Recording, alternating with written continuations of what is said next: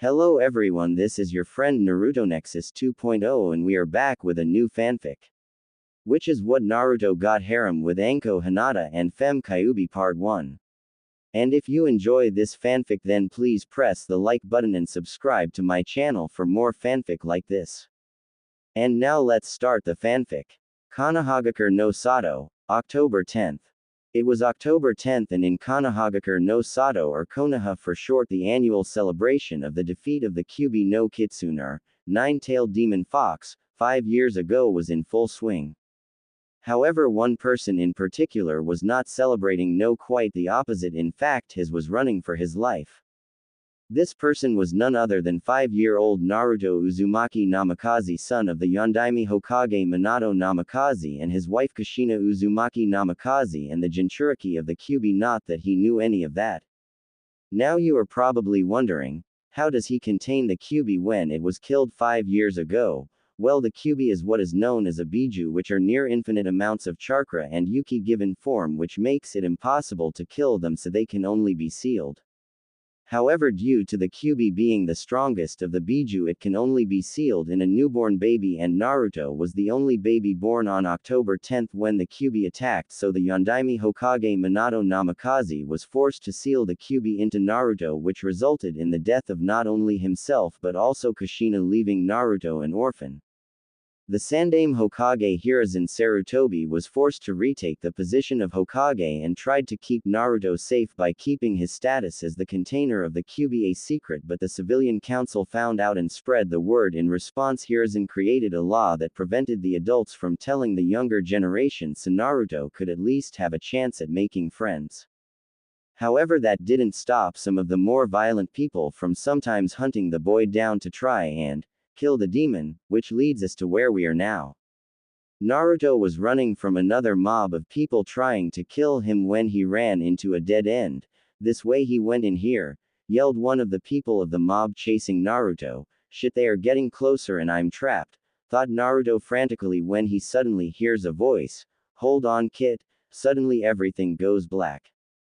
Mindscape. Drip. Drip. Drip. Ah, what the hell? Naruto opens his eyes to see himself in what looks like a sewer. Great, the villagers must have caught me and threw me in the sewer again. Well, might as well get up and get out of here. Naruto begins to get up when he hears a voice from behind him. "Come this way, kid, it's time for us to meet." Naruto turns around to see a large gate with a piece of paper on it that reads seal and walks towards it when he notices a huge fox with 9 tails behind it. Kyuubi. He screams and falls back. "Yes, kid, I am the Kyuubi no Kitsune and we are in your mindscape now. You are probably wondering why you are here and how I am here." At this, Naruto just nods. "Well, kid, the story begins back when the first Hokage Hashirama Senju fought Madara Uchiha at the Valley of the End. Madara somehow managed to summon me from my den and then used that damned hack's eyes of his, the Sharingan, to control me to fight for him. However, Hashirama's wife Mito Uzumaki was able to use her mastery of seals to seal me within herself. After the battle was over and both Madara and Hashirama were dead, Mito returned to the village and lived her life, and over time me and her would sometimes talk to each other in her mindscape. However, time passed and Mito grew older to the point where she was nearing end, and we began to talk about what would happen when she died.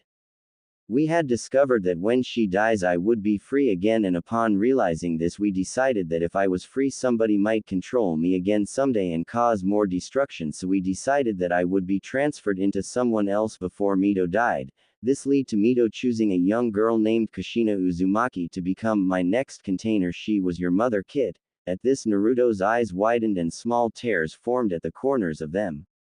"Yes, your mother was my container before you, kid. Over time she would come into her mindscape and we would talk about various things like her life, the status of the world outside the seal and other things.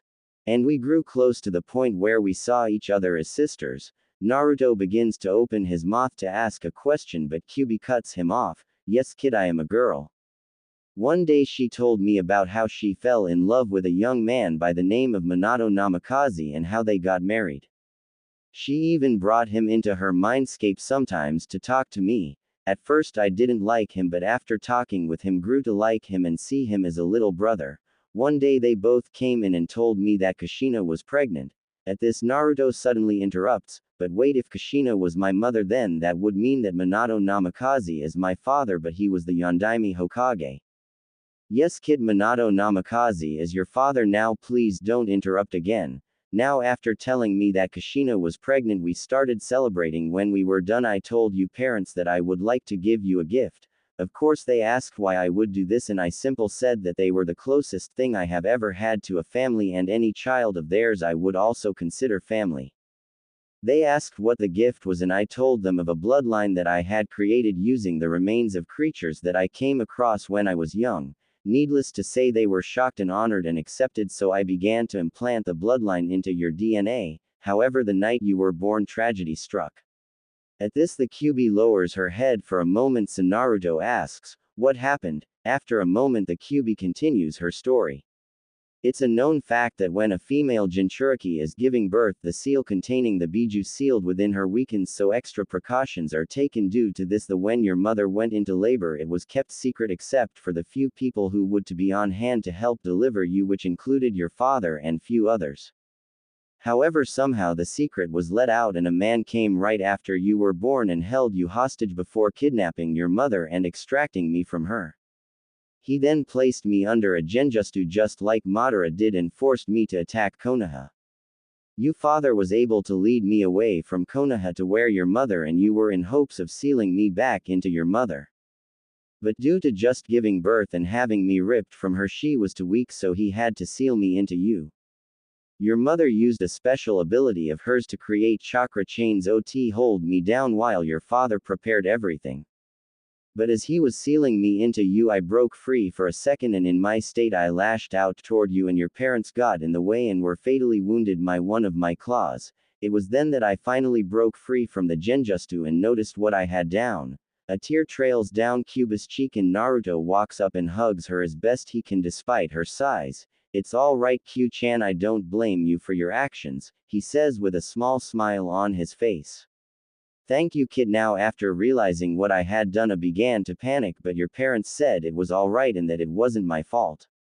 Your father then completed the seal and I was sealed in you. However, I was able to hear what was happening outside due to the seal being just finished and heard the Sandaime Hokage talk to your father just before he passed. His dying wish was that you've been seen as a hero. For the next 5 years I waited for the day when we would be able to meet and I would be able to activate your bloodline if you wanted me to. Naruto was speechless after hearing all this, leering he had parents who not only loved him but gave their lives to save him. That his father was the Yondaime Hokage, that he had the Kyuubi sealed in him. And that he had a bloodline waiting to be activated, but realized that he would follow in his parents' footsteps and protect the village just like they had. With determination in his eyes he then spoke, Kyuubi, please activate my bloodline. My parents gave their lives to not only protect me but also the village, so I will follow in their footsteps. I will use this gift from you to protect those who are precious to me like my parents did before me, and that includes you. Kyuubi was stunned by Naruto's words and simply thought, Kushina. Minato, you would be so proud of your son, so young and already so strong. After a moment Kyuubi smiles before saying, kid, your parents would be so proud of you already just as I am. Get ready, I'm going to activate your bloodline, but it's going to hurt. Oh, and kid, call me Akane, it's my true name. Okay Akane-chan, let's do this. Alright kid, here goes, brace yourself, Akane says before activating his bloodline, and Naruto feels like fire is flowing through his soul before leaving the mindscape. Outside mindscape, Naruto exits his mindscape to find himself lying on the ground in the alley with the mob of villagers approaching before getting up and letting out a scream that begins to sound like a roar. His face gets longer, his teeth lengthen and turn to fangs. His spine gets longer and forms a tail, his fingers and toes turn into claws. His skin becomes hard, dry, bumpy, and leathery, and finally he grows in size. His head and body get taller and larger till he was easily reaching 20 feet tall and at least 40 feet long from nose to tail, his orange jumpsuit just hanging from his arms. As this was happening, the mob of villagers just stood there watching the demon brat become this thing, before one of them finally snaps out of it and yells, The demon is finally showing its true colors. Kill it, which snaps the others out of their shock and they begin to charge at Naruto. Naruto turns and looks at the mob, says, "Oh no," but it comes out as Ruahamu. The mob charges at him, try to injure him with knives, sword, kunai, and other various sharp objects which just bounce off his skin. A shinobi in the mob coats his kunai in wind chakra before stabbing Naruto with it and ends up piercing about 3 inches into his skin, causing him to bleed slightly.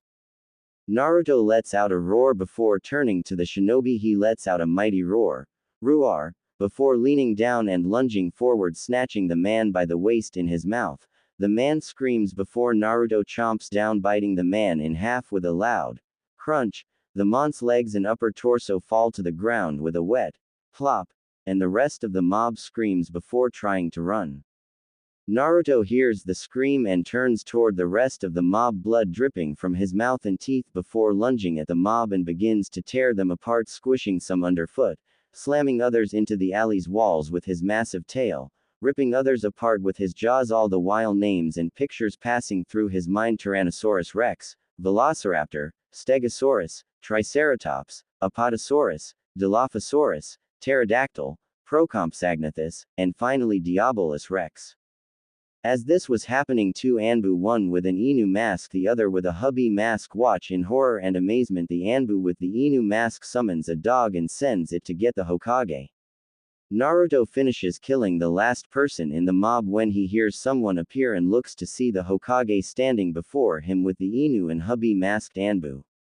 The Hokage looks at the scene before him, blood and body parts everywhere, and a huge creature standing there looking at him, blood dripping from its mouth and fangs, in an orange jumpsuit just barely hanging onto its little arms, and recognizes it as Naruto's. "Naruto, is that you?" the Sandaime asks the creature before him begins to shrink and change, revealing Naruto barely clothed. "GG hubby-chan, is that you?" Naruto asks before falling to his knees. Hubby rushes over and catches him before he hits the go-run. Nachuo looks at hubby before placing his hand on the side of her masks and gives Biof, smiling and giving her forehead a kiss. "Thanks hubby-chan, what would I do without you?" Hubby chuckles. "You're welcome kiddo, but how about you treat me to some dango to pay me back?" Naruto smiles. "Sure thing hubby-chan, all you can eat." Naruto looks at the Sandaime before saying, "I know who my parents are. About my tenant. And unlocked my bloodline, but where are going to need to go to your office to talk about it more. Hubby-chan and Inu-san must be there with us." The Sandaime is shocked but recomposes himself before saying, "Okay Naruto. Hubby, Inu, come with along." He then snaps his fingers and a Anbu with a weasel mask appears. "Yes Hokage-sama." The Sandaime looks at Weasel before saying, "I need you to clean the alley up, make sure there is nothing left of body's blood, and do not tell anyone what you have seen here tonight. Is that understood?" The Anbu salutes before saying, "Of course Hokage-sama, and tell Naruto I'm sorry I wasn't there for him tonight." The Sandaime nods his head, "Of course Itachi," and then leaves with Naruto, hubby, and Inu. When they reach the Hokage's office, hubby sets Naruto on couch before sitting next to him. Inu leans up against the wall, and the Sandaime sits behind his desk before dismissing the hidden Anbu in the room and acting a privacy seal. "Okay Naruto, can you tell me what happened tonight?" Naruto holds hubby's hand, looks at the Sandaime and nods. "Okay GG, but can hubby and Inu remove their masks? I already know who they are." The Sandaime nods and Inu removes his mask, revealing a man in his mid-20s with a cloth mask covering the lower half of his face. His leaf headband over his left eye and silver gravity-defying hair. This is Kakashi Hatake. Hubby then removes her mask, revealing a beautiful young woman between 16 to 18 years old with pupilless chocolate brown eyes and beautiful violet hair pulled into a pineapple-shaped ponytail. This is Anko Mitarashi. Naruto smiles at Anko before giving her cheek a kiss, causing her to blush slightly before he turns to the Sandaime and continues his story. "It started when," and then proceeds to tell him everything that happened from being chased into that alley by the mob, meeting the Kyuubi, her telling him her story and about his parents, the relationship between them and herself, along with how she gave him his bloodline, how he left his mindscape and turned into the creature which he is calling a dinosaur, How he defended himself from the mob before hubby Inu Hiruzen himself showed up. When he is done, everyone is speechless with there was on the ground before Anko snaps out of it and yells, "Hell yeah, the strongest being alive is a female. Take that ISTS." This proceeds to snap Kakashi and Hiruzen out of their shocked state, and the Sandame finally says, "I'm getting too old for this shit. Okay, I'm classifying everything said here as AS rank secret. Now Naruto, what do you want to do?" Naruto thinks for a second before saying, "Well, GG, I want to make my parents proud and protect the village and my precious people like you, Ayame-chan, Toichi Oji-san, and Anko-chan, so I want to be a shinobi." Hiruzen smiles and thinks, "Minato, Kushina, you would be so proud of your son." "Okay Naruto, so you want to join the academy?" Naruto shakes his head. "Actually GG, I was hoping Anko-chan would teach me, since the academy teachers would try to sabotage my learning. And it would allow me to train with my bloodline and learn what I can with it. Plus Akane-chan said she wants to train me in some of her Kitsune and Akuma styles." The Hokage and Kakashi look amazed by how much thought he has put into this in such a short amount of time, while Anko has a slight blush due to Naruto wanting her to be his teacher. After a few minutes of thinking, the Sandame finally speaks. "Okay Naruto, you have a good point. Anko can train you, but you will have to graduate with your age group." Naruto smiles brightly and nods his head. "Thanks GG, just you wait, by the time my age group graduates I will be really strong, that way I can protect my precious people." The Sandame smiles and looks to Anko. "Anko, starting first thing in the morning you are to begin training Naruto. You have my permission to use training ground 44. Actually I would recommend you use it and both of you live in the tower at the center of it, that way we can keep not only his bloodline a secret for as long as possible, but also the fact that he is training so early." Anko nods. "Of course old man, I was planning on doing that anyway. Come on Naruto, let's go get some rest before your torture training." "Yeah, training starts tomorrow." She then grabs Naruto and D both leave in a shushin. Kakashi nods to the Sandame and leaves himself. Hiruzen leans back in his chair. "So what do you think of all this, Jiraiya?" The wall next to the window shimmers before revealing a tall man with white spike hair, wearing wooden clogs, a red kabuki-style outfit with a large scroll tied to the back of his waist, and a headband that reads, "Oil," on it. Jiraiya thinks for a minute. "Well sensei, if he is anything like Minato and Kushina, then he is going to be a powerhouse in the near future. Then there is the Kyuubi in her story, I believe it. Minato once told me about when he went with Kushina into her mindscape and met her and befriended her, which made the whole her attacking Konoha for no reason so fishy in the first place, seeing how she loved Kushina and Minato like siblings. Then there is that bloodline of his, it's amazing. So if you add all this up, he could very easily be the strongest person to walk the elemental nations since the Sage of Six Paths, which adds more evidence to him being the child of prophecy that the Elder Toad spoke of."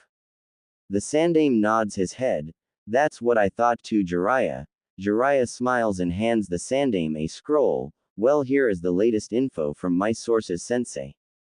Now if you'll excuse me, I have some research to do." He then giggles perversely and leaves through the window. The Sandame wipes a little blood from his nose, chuckles before getting up and looking out the window and thinks, "Naruto, you are already so strong for dealing with how the idiots of this village treat you, and you will only continue to grow stronger from now on, and I'm sure your parents are already proud of you. I know I am." The next morning Naruto wakes up to feel something snuggling his left side and looks over to see Anko using him like a body pillow. A small smile comes to his face as he thinks, "She really is just like Attila kid at times like this." He wiggles out of Anko's grip before placing a pillow in his place so she won't wake up before walking out of the bedroom and towards the kitchen to make breakfast. Anko wakes to the smell of something delicious and gets up, noticing Naruto isn't in bed anymore. As she walks to kitchen to see Naruto cooking breakfast, she yawns before asking Naruto, "Good morning Naruto, what's for breakfast?" and sits down at the table. A small sly smile comes to Naruto's face before answering, "Well Anko-chan, we have an egg omelette with cheese, onions, sausage, toast, slices of bacon, and last but not least we have." Anko's eyes widen with each thing he lists off before getting impatient that he is stalling. "Okay, what's the last thing we're having?" Another sly smile comes to Naruto's face. Well, the last thing is some of my special Naruto dango. As soon he finishes, Anko jumps from her chair and glomps him. Oh Naru-kun, you spoil me, he smiles. Of course I do, Anko-chan, but you're worth it. Now let's eat before starting my training. Anko nods and they eat breakfast. After finishing breakfast, both of them showering and getting dressed, they leave the tower to start training. Anko turns to Naruto. Okay Naruto, let's start by unlocking U chakra. Naruto nods and forms the Ram seal and concentrating. After a minute or so, a massive burst of chakra erupts around him, nearly knocking Anko off her feet before dying down. Anko stands there with her jaw on the ground thinking, holy shit, that was more chakra than my entire reserves, and he is only 5 years old. After recovering from her shocked state, Anko looks at Naruto and smiles. Well Naruto-kun, you certainly full of surprises, cause you just released more chakra than I have in my entire reserves. Now that you have unlocked your chakra, the torture training can finally begin. She then smiles sadistically. Get ready Naruto, cause the fun is about to start. Naruto merely gulps before thinking, well, I did ask for this, so who am I to complain? He nods before saying, I'm ready Anko-sensei, let's start. And so began Naruto's 8 years of torture training. 1 month later, Naruto had been training with Anko for a month, learning various things including taijutsu, ninjutsu, kenjutsu, shurikenjutsu, tactics, stealth, and traps. Akane-chan had been teaching him her kitsune and akuma styles in his mindscape at night, along with how to use his bloodline, which he had named Saurian Soul. And one night, while doing some late-night training in his bloodline, he noticed something that set for a series of events that would change the lives of more people than he knew. Naruto was training in the newest form of his bloodline that he had unlocked. It was medium-sized at about 6 to 8 feet tall and about 12 feet long. Its body was lean while at the same time muscular. His teeth were medium-sized backwards facing like snake fangs and razor-sharp. His arms were medium length and had 3 claws for fingers, but the most intimidating feature of the form was the 2 6-inch long claws on his feet, one on each foot. From what he remembered when the images and names passed through his mind a month earlier, this dinosaur was called a velociraptor, liked to hunt in packs, and was incredibly smart. Naruto was running through the forest of death in his velociraptor form, getting used to its speed, evasiveness, and enhanced senses, hunting a boar so that he could make Anko something special for dinner due to it being the 1-month anniversary of when they started training. When he smelled something strange coming from the direction of the Hyuga compound, it smelled of fear, and considering it was heading away from the compound, he figured it something was wrong and headed out to see what was happening. 5 minutes earlier, a tall man dressed in all black with Kumogakure headband was running from the Hyuga compound with a large sack over his shoulder. In said sack was 5-year-old Hinata, Hyuga firstborn daughter of clan head Hiyashi Hyuga. She had been sleeping when a man came into her room and kidnapped her and was now taking her who knows where to do who knows what to her, and she was terrified, praying that anyone would come save her.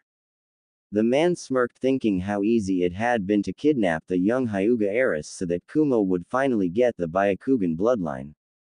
He had been given a mission by the village's council to pose as the ambassador of the village and go to Konoha to talk about establishing a peace treaty as cover to sneak and kidnap the young Hyuga heiress. He had already kidnapped the young girl and was on his way to Kumo when he noticed something up ahead. It looked like some kind of large bipedal lizard-like thing that had 3 claws on each hand, and on each foot was a long menacing-looking claw in addition to the others. It just stood there looking at him.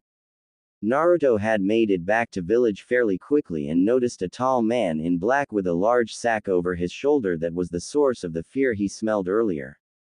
And instantly realized that someone was being kidnapped by this man, so he quickly thought of a plan and put it into action. He created 2 shadow clones, glad that Anko had taught him the jutsu, and due to him using it so much had mastered it, making him able to do it without having to use hand seals. He mentally commanded the 2 velociraptor clones of himself to take up a pincer formation around the man. After they left, he stood out in the open and looked at the man. The man looked at the creature before him for a minute before deciding enough was enough. I don't know what you are, but you best get out of here before I kill. The creature just tilted its head to the side. The man set the sack down and took out a kunai. Fine, have it your way, don't say I didn't warn you, and charged at the creature. As he made it to the halfway point between them, he thought, stupid creature doesn't stand a chance. Should have just left. Better finish this quick before anyone shows up. All these thoughts were running through his head as he got closer and closer. He never noticed the two shadows come out on either side of him. He never noticed them get closer to him. He never noticed one jump into the air with its feet forward. He never noticed the other slash his abdomen. He never noticed the one in the air descend upon him and tear into his flesh. He never noticed the look in the eyes of the one in front of him that said, "Gotcha." He never noticed any of these things, until it was too late. He felt his abdomen get sliced open. He felt the large claws of the one in the air slice into his back and pin him to the ground. He felt the teeth of the one his back grip the back of his neck. He felt fear as the pressure increased. He felt his neck start to twist as the creature turned its head sharply. Then he felt no more as his neck snapped, severing his spine from his brain, killing him.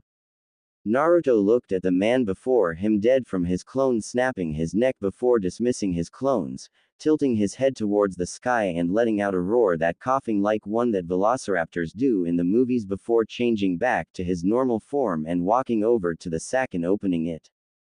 Hinata was terrified. The man had set her down, and then she heard him saying something, and then everything was quiet. She heard footsteps walking toward her before opening the bag. She expected to see the scary man that had put her in the bag, not a boy that had sun-blonde hair, the most beautiful blue eyes she had ever seen, 3 whisker-like marks on each cheek, smiling at her as he helped her out of the bag. Naruto helped the girl out of the bag as he took in her appearance. She had midnight blue hair cut into a Harem style. Her eyes were a beautiful white with hints of lavender and had no pupils. She had on lavender pajamas. He smiled at her. "Are you all right?" She nods. "Good, now let's get you home. I'm sure that everyone is worried about you." He grabs her hand, not noticing the blush on her face. "My name is Naruto Uzumaki, by the way, what's yours?" She blushes a little more before answering, "Hinata Hyuga." He smiles. "Nice to meet you, Hinata-chan." They walk for a little while before they see a man that looks like an older version of Hinata, but male obviously. The man notices them and runs towards them. "Hinata, there you are. What happened and who is this?" Hinata proceeds to tell the man what happened while Naruto just stands there waiting till she is done. After Hinata finishes telling the man what happened, he turns towards Naruto. "Is what she true, young man?" Naruto nods. "Yes sir, I was out walking and enjoying the night when I noticed a man in all black running with a sack over his shoulder that was moving like someone inside, and went after him. I then confronted said man and let Hinata-chan out of the bag before walking her back home, in which you saw us." The man in front of him looks skeptical, so he continues, "If you are having a hard time believing me, you can have someone go check the way we came from. They will find the man on the ground in the middle of the street. Meanwhile, you and I can go with you to see the Hokage, where things will be explained further." The man thinks for a second before nodding. Naruto notices 2 more men appear next to him. One looks just like the man in front of him. The man turns toward the man that looks like him. "Hazashi, go check up the road to see if there is a man lying in the center of the street, and if so, bring him to Inoichi at the INT." Hazashi nods and leaves. He then turns toward the other man. "Go take Hinata home and inform Hitomi what happened." The other man nods before leaving with Hinata.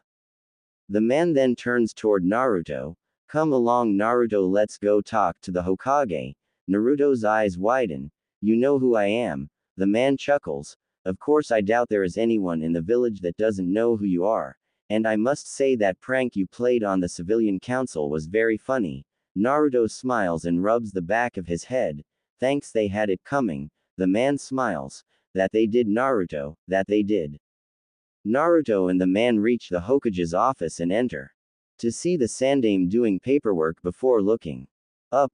"Ah, Hiashi, Naruto, what can I do for you?" The now named Hiashi bows before speaking. Hokage-sama, earlier tonight my daughter Hinata was taken from her room by someone, and after searching I discovered young Naruto here walking her back home, at which time I questioned him and he told me how he was out for a walk when he noticed a man in black carrying a bag that was moving and proceeded to confront the man and rescued Hinata. At this the Hokage's eyes widen and Naruto rubs the back of his head sheepishly. Hiashi then continues. Now, after hearing young Naruto's story, I was a little skeptical and said that we should talk to you about it, and after having escort Hinata home, and my brother Hizashi go see if there was in fact a body down the road we came here, the Hokage then turns to Naruto. Naruto, is what Hiashi said true? Naruto nods his head. Yeah, GG, I was out training in that when I noticed the man and confronted him like Hiashi-san said, before letting Hinata-chan out of the bag and walking her home. When Hayashi-san saw us, Hayashi raises an eyebrow at the mention of that, wondering what it meant but decided to wait to ask. The doors to the Hokage's office then open to reveal Hizahi, who walks in and bows to the Hokage and Hayashi before smiling at Naruto. I have just finished my task, Hiashi. And like young Naruto said, there was in fact a man's body down the road along with a sack that had residual amounts of Hinata's chakra in it. Upon bringing the body, which I might had was in my own opinion very effectively killed. To Inoichi-san, he used his clan's mind walk jutsu to enter the man's mind and found out that he was a shinobi from Kumo that had orders from their council to pose as an ambassador to discuss a peace treaty in order to kidnap a main branch Hyuga to be brought back so that they could have the Byakugan. All of this, however, went on with behind the back of the Yondaime Raikage. He finished. The Hokage then nods his head. Thank you, Hizashi, you may return home. Hizashi then bows before leaving. The Hokage turns toward Naruto and smiles. Well done, Naruto, you saved somebody from a fate worse than death tonight. I am very proud of you. Naruto smiles. No problem, GG, I'm just glad Hinata-chan is safe, she seems like a nice person. He finishes while the Hokage and Hiashi smile. Hiashi then asks the Hokage, Hokage-sama, if I may, what is this? That Naruto referred to earlier. The Hokage looks to Naruto, who nods. He then dismisses the Anbu in the room before setting up a privacy seal. Hiashi, what we are about to tell you is a S-rank secret not to be told to anyone. Hiashi nods. The Hokage and Naruto then proceed to tell Hiashi about everything, including Naruto's heritage, his bloodline, how the Kyuubi really is, the night of his birth, his secret training with Anko. Nothing is left out, and by the end of it Hayazi's jaw is on the floor. He then turns toward Naruto. Wait, you're Minato and Kushina's son? Naruto nods. Naruto, your father was not only my best friend, but your mother was best friends with my wife Hitomi. When the four of us found out that both your mother and my wife were pregnant, and that you were going to be a boy while me and my wife were having a girl, the four of us decided to form a marriage contract between you and Hinata. At this Naruto's eyes widen. That's right, Naruto, you and Hinata are engaged to each other. Naruto thinks for a moment. Hiashi-san, while I'm honored to be engaged to Hinata, I will not marry someone unless it is out of love, and both of us love each other and therefore will not marry Hinata unless such a thing happens. At this Hiashi eyes widen. However, that does not mean that I will not give Hinata a chance. From the short amount of time that I have known her, I can already tell she is a great person, and anyone she falls in love with will be the luckiest man in all of the elemental nations. What I propose is that we keep my engagement to her a secret, that way her and I get to know each other, and if we end up loving each other we will know the love between us is real and not due to the contract, and then the contract is fulfilled, and if we don't, then she will never know and go on with her life. Her happiness is more important than some contract. He finishes with a smile. Hiashi and the Hokage are stunned before both smile, thinking the same thing. Minato, Kushina, your son is already such a great person. Hiashi then speaks. Naruto, I see so much of your parents in you. You have your father's intellect and compassion, and your mother's kind heart. Very well, we will keep the engagement a secret from Hinata so that if you both fall in love it will be genuine. He then turns toward the Hokage and bows. I will take my leave, Hokage-sama. Before leaving, Hiruzen looks toward Naruto. Naruto, you truly are one of a kind. Naruto smiles and rubs the back of his head. Well GG, of course I am. I am me after all. The Hokage chuckles. That you are Naruto, that you are. Now I think it's time you go and see Anko, I'm sure she is worried about you. Naruto pales thinking that, well GG gotta go see ya. He then leaves so fast you would swear he was using the Hiroshina as you saw him. Naruto returns to the tower and sneaks in hoping Anko is asleep when suddenly the lights turn on to show Anko standing there with her arms crossed tapping her foot. Well look who decided to show up, where have you been? I have been missing my favorite pillow. Naruto chuckles and begins to explain what happened, and when he is done Anko just shakes her head. Not even 6 years old and already getting into situations like this, what am I going to do with you? And what's this I hear about you being engaged to little Hinata? He chuckles nervously. Well, he was set up by our parents and might not even happen if we don't love each other. He then walks over to Anko and hugs her. Besides, Eve, if we do fall in love and get married, you won't get rid of me that easily because I love you and you will be there right there beside her if I marry Hinata. Anko's eyes widen and blushes before smiling, not one of the smiles she shows most people but a true smile that only Naruto has seen. You got that right Gaki, but that's not for a while. After all, what would people think of me marrying a Gaki like you? Naruto chuckles. They would think that I am the luckiest guy in the world for having a woman as incredible and beautiful as you as my wife. He then stands on his tiptoes and kisses her cheek. Now let's go to bed, we have a lot of training to do and only 7 years and 11 months to do it. She smiles. You got that right Gaki. They then go into the bedroom and go to sleep with Anko cuddling Naruto like he is a body pillow. 7 years 11 months later. A 5 feet 8 inches tall 13-year-old with sun-blonde hair, blue eyes and 3 whisker-like marks on each cheek stands on the roof of a building next to the Ninja Academy. He is wearing black steel-toe combat boots, dark red cargo pants, a fishnet shirt that shows of his six-pack abs and chest, a long red trench coat with red flames on the bottom that goes down to his ankles. On the back of the trench coat near the top are the words, Saurian Soul, in gold lettering. And underneath it there is some kind of creature's skull, Jurassic Park logo. On his right arm there is a tattoo of a crimson nine-tailed fox. On his chest above his right pec there is a tattoo of a purple snake coiled around a heart. On his left pec there is a tattoo of the moon with lavender hints in it above a heart, and he is wearing black sunglasses. He looks at the building before looking at the note in his hands and smiling. Well, better not keep them waiting. Should I just enter the building normally or with style? Style it is. He then smirks before running and leaping into the air and rolling into a ball. Naruto Uzumaki was about to make himself known and things would never be the same for those around him. Those poor bastards, hee not really. Evil smile. Iruka Yumino was many things: a man in his mid-late 20s, a shinobi of Konoha, a teacher of the next generation of Konoha's shinobi, and finally an orphan from the Kyuubi attack 13 years ago. However, as he walked into his classroom with his assistant teacher Mizuki, he couldn't help but feel like something was going to happen today that would not only be hilarious but also make a fool of him, but he pushed it aside for the moment and looked upon his class. First there was Sasuke Uchiha. He had brown hair that looked like a duck's, onyx eyes, and had a look on his face that would make you think somebody stuck a 10 featuring pole up his and killed his puppy. He wore a dark blue shirt with the Uchiha fan on the back, white shorts and black sandals. He sat at his seat with an air that said, I'm the best thing since sliced bread, bow before me, Delsuianal much. Asterisk.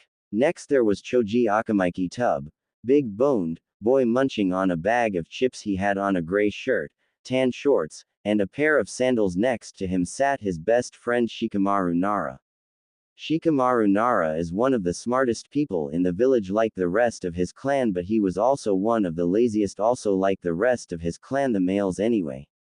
The females, however, were energetic and would often be seen whacking their husbands, boyfriends, or brothers over the head with frying pans they seemed to pull out of thin hair. He had brown hair pulled into a pineapple ponytail. He wore a brown shirt and black pants with gray sandals. He had his head down on his desk and was currently sleeping. Next was Shino Aburame. He has black hair and wore a long closed trench coat that covered his entire body up to his nose and wore black sunglasses that hid his eyes. Next to him sat Kiba Inuzuka. Kiba Inuzuka is a loud, brash, perverted boy who wore a gray jacket with the hood over his head, brown shorts, and sandals. Like the rest of his clan, he had two fang tattoos on his cheeks, and his nin dog companion Akamaru, a little puppy with white fur, sat on his head. Next was Ino Yamanaka. He has long blonde hair pulled into a ponytail, and wore a purple top and shorts. She, like the majority of the females in the class, was a fangirl chasing after Sasuke. Sitting next to her was the class banshee, Sakura Haruno. She wore a red dress with blue sandals. She had pink hair and green eyes, and also, like the majority of the girls in the class, Shita was a fangirl chasing Sasuke. Next there was Hinata Hyuga. She had changed a lot in the last 7 years. She had grown to be around 5 feet 3 inches. Her hair had grown and no reaches mid-back. She wears a baggy beige jacket that hides her mid-C cup S and long blue pants. The rest of the kids in the class were just no-name civilians that Iruka really didn't bother remembering the names of, cause they probably wouldn't appear again after this chapter. Where did that come from? He thought before shaking his head. He then clears his throat, trying to get the class's attention. No effect, so he tries a few more times before a tick mark appears on his forehead. Okay, shut up and pay attention, he yells. Instantly the class does so, causing him to smile. Okay, now today is the day of the graduation exam that will determine if you become shinobi or not. He begins before the one of the windows in the classroom break, and a black ball flies through before attaching itself to the blackboard. The ball pops open, revealing a banner that says, "The IEST Man Alive." Naruto Uzumaki is here, and standing next to it is a 5 feet 8 inches tall 13-year-old with sun-blonde hair, blue eyes, and 3 whisker-like marks on each cheek. Stands on the roof of a building next to the Ninja Academy.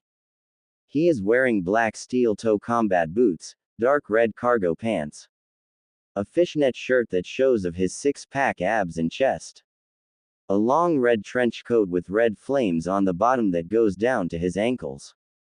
On the back of the trench coat near the top are the words, "Saurian Soul," in gold lettering. And underneath it there is some kind of creature's skull, Jurassic Park logo.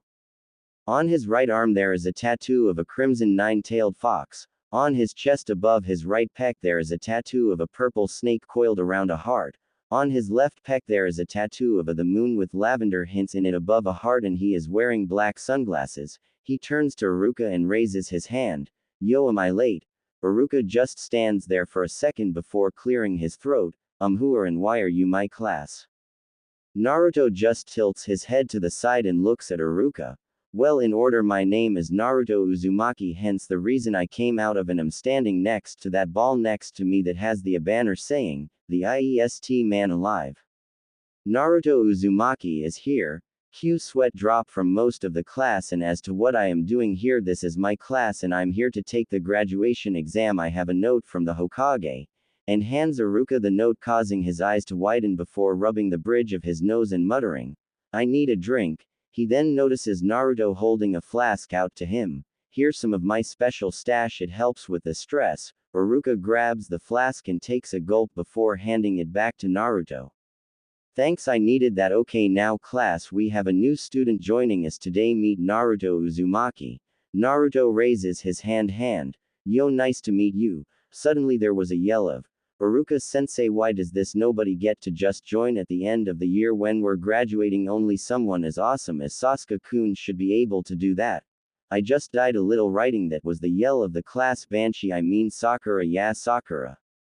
After recovering and stopping his ears from bleeding, Iruka looks at Sakura before saying, "First, Sakura, he has a note signed by the Hokage himself saying he can. And secondly, if you ever yell like that again, I will have you clean the Akamichi sewer system. Until it sparkles with your toothbrush," which caused many of the class to go green in the face, but none more so than Sakura. After composing himself, he turns to Naruto and says, "Okay, Naruto, how about you tell us a little about yourself?" Naruto smiles before nodding. "Okay, Iruka-sensei. My name is Naruto Uzumaki, the wiest man alive." Cue sweat drop from Iruka. "My likes are training, ramen, foxes, snakes and reptiles in general, the moon, my hubby Heim, my lavender moon Heim, music, singing and playing my guitar, cooking, my dislikes are traitors, rapists, perverts, the time it takes to cook ramen, and people who can't tell the difference between a kunai and the scroll it's sealed in. My dream for the future is to get stronger to protect my precious people, bring peace to the elemental nations, become Hokage, and have a family, he finishes with smile. Iruka and the class sit there speechless for a bit before there is a loud squeal and a midnight blue-haired blur rockets into Naruto, who just catches it and twirls around before stopping. He looks at the person in his arms and smiles. Hello Hinata-chan, did you miss me? Her answer was to put her arms around his neck and kiss him on the lips passionately as he wraps his arms around her waist. This causes various reactions among the class. Druka has his jaw on the ground and a little blood dripping down his nose, and the rest of the class has their jaws on the floor. After ending the kiss, Naruto looks Hinata in the eyes and smiles. I'll take that as a yes, she responds by tapping him on the chest lightly. Naruto looks at the class. What, haven't you ever seen someone kiss their fiancé before? This causes everyone's jaws to go deeper into the floor and more blood to leak from Iruka's nose. After a few minutes everyone recovers and Iruka clears his throat. Okay Naruto, Hinata, if you will take your seats we will start the written exam. Naruto and Hinata nod before giving each other a quick kiss on the lips and going to their seats. Iruka then has Mizuki pass out the tests, who then proceeds to give everyone a test before coming to Naruto and gives him his while before turning around and smiling to himself while he thinks, let's see the demon brat pass that. Naruto looks at the test and notices that they are at least Junin level questions, realizing that it's under a genjutsu before thinking, so he is one of the people who hates me for holding Akane-chan. Well, let's just fix this, shall we? Akane-chan. You got that right Naruto-kun, let's show then what happens when they mess with my little brother. Akane speaks through the mental link they set up a few years back. Naruto then dispels the genjutsu and answers the questions, getting them all right, and then waits for everyone else to finish. 30 minutes later, Iruka looks at the clock before turning to the class. All right, that's time, pencils down and bring your tests to me before heading outside to the training field. Everyone gets up and heads outside. Everyone stands outside at the throwing range as Iruka and Mizuki walk up. Okay, now we will test your shurikenjutsu. When I call your name, come up and pick up 10 shuriken and 10 kunai and throw them at the training dummies. He then proceeds to call people one by one. Choji gets a 7/10 for both shuriken and kunai. Shikamaru gets a 6/10 for shuriken and kunai, barely trying while trying enough so he passes. Shino gets a 7/10 for shuriken and 8/10 for kunai. Kiba gets a 7/10 for both shuriken and kunai. Both Ino and Sakura get 6/10 for both shuriken and kunai. Hinata gets a 8/10 for both kunai and shuriken. Sasuke gets a 8/10 for shuriken and a 9/10 for kunai, causing his fangirls to scream about how he is the best. He walks from the throwing spot and gives Naruto a look that says, beat that doby. Naruto just ignores him. Iruka then calls Naruto's name. Naruto walks up to the line and picks up the kunai and shuriken. Iruka looks at him and says, whenever you're ready Naruto. Naruto nods and gets into a throwing stance before throwing all 10 kunai at once, followed by all 10 shuriken. After he is done, most of the class laughs, thinking he missed, and Sakura yells, the baka can't even hit the target. Everyone then looks to Iruka, who has his eyes wide and his jaw wide open before turning to Naruto. Great job Naruto, perfect score and bonus points for hitting other vital points. This shuts everyone up and Sakura yells, what are you taking about, sensei? He missed everyone. Iruka then turns to Sakura. No Sakura, he not only hit everyone, he placed them in places that are all fatal, ranging from the throat, lungs, kidneys, liver, and finally the eyes. This shuts her up while everyone just looks on with wide eyes, and Sasuke grits his teeth due to the doby getting a higher score. Iruka then says, okay, next up is taijutsu. First up is Shino Aburame vs. Random Civilian 1. Iruka starts the match and within a few minutes the winner is Shino. Next is Choji vs. Shikamaru. Shikamaru forfeits, stating it's too troublesome. Then Ino vs. Sakura, which ends in a draw. Next is Kiba vs. Random Civilian 2 and Kiba wins fairly quickly. Hinata wins against Random Civilian 3. Finally Iruka calls, Sasuke Uchiha vs. Naruto Uzumaki. Naruto steps into the ring and gets into a stance as Sasuke walks into the ring. You should give up now, Dobi. There is no way you can beat me and Uchiha. We are the elite of this village. No one is better than us, as he gets into the Uchiha Interceptor fist style. Naruto just laughs. If that's the case, Sasuke, then why haven't there been any Uchiha Hokages then? If your clan is the best like you say, then by definition every single Hokage would have been one, or at least one of them would have been, but nope, there isn't a single Hokage that's been an Uchiha, so that must mean your clan isn't as great as you say it is. Everyone just stands there in silence before Kiba and the rest of the boys start laughing. Hinata giggles while Sakura and the rest of the fangirls start screaming at Naruto. Sasuke gets furious before yelling, "I will kill you, Dobi," and charging at Naruto. Sasuke throws a wild pooch at Naruto's head, but Naruto just moves his head to the side before giving a hard uppercut to Sasuke's chin, sending him flying into the air. Naruto then jumps into the air, delivers a devastating axe kick to Sasuke's stomach, send him crashing into the ground where he bounces off the ground. Naruto then lands beside him before delivering a spin kick which sends him flying out of the ring into a tree. Everyone stands there in silence watching what can only be described as a slaughter before Sasuke goes flying out of the ring and hits a tree. Iruka recovers from his shock before saying, "Winner Naruto Uzumaki." Naruto turns around to leave the ring as Sasuke starts to get up. Sasuke, who's furious, starts going through hand seals. Iruka notices this and tries to rush to stop him, but is too late as Sasuke stops and takes a deep breath before yelling fire style. Grand Fireball Jutsu. A medium-size fire blows out of his mouth and heads toward Naruto, who turns around just in time to see the fireball hit him. Everyone watches in horror as they see the fireball hit Naruto, and Sakura yells, "Yeah, that's what you get for not letting Sasuke-kun win, like you should have, Baka, now you're dead," and laughs. Everyone turns to look at her with a "WTF" expression on their face right before Hinata hits her with a Juken strike, knocking her out. Sasuke begins laughing manically. "That's what you get, Dobi, when you go against an elite like myself." He then suddenly feels something cold and metal on his throat and turns to see Naruto next to him, completely unharmed, holding a kunai to his throat with a murderous look in his eyes. Before he says, "So you think you can try to kill a fellow Leaf Shinobi just they beat you in perfectly legal spar? You do know that what you just did counts as treason, right, Tem?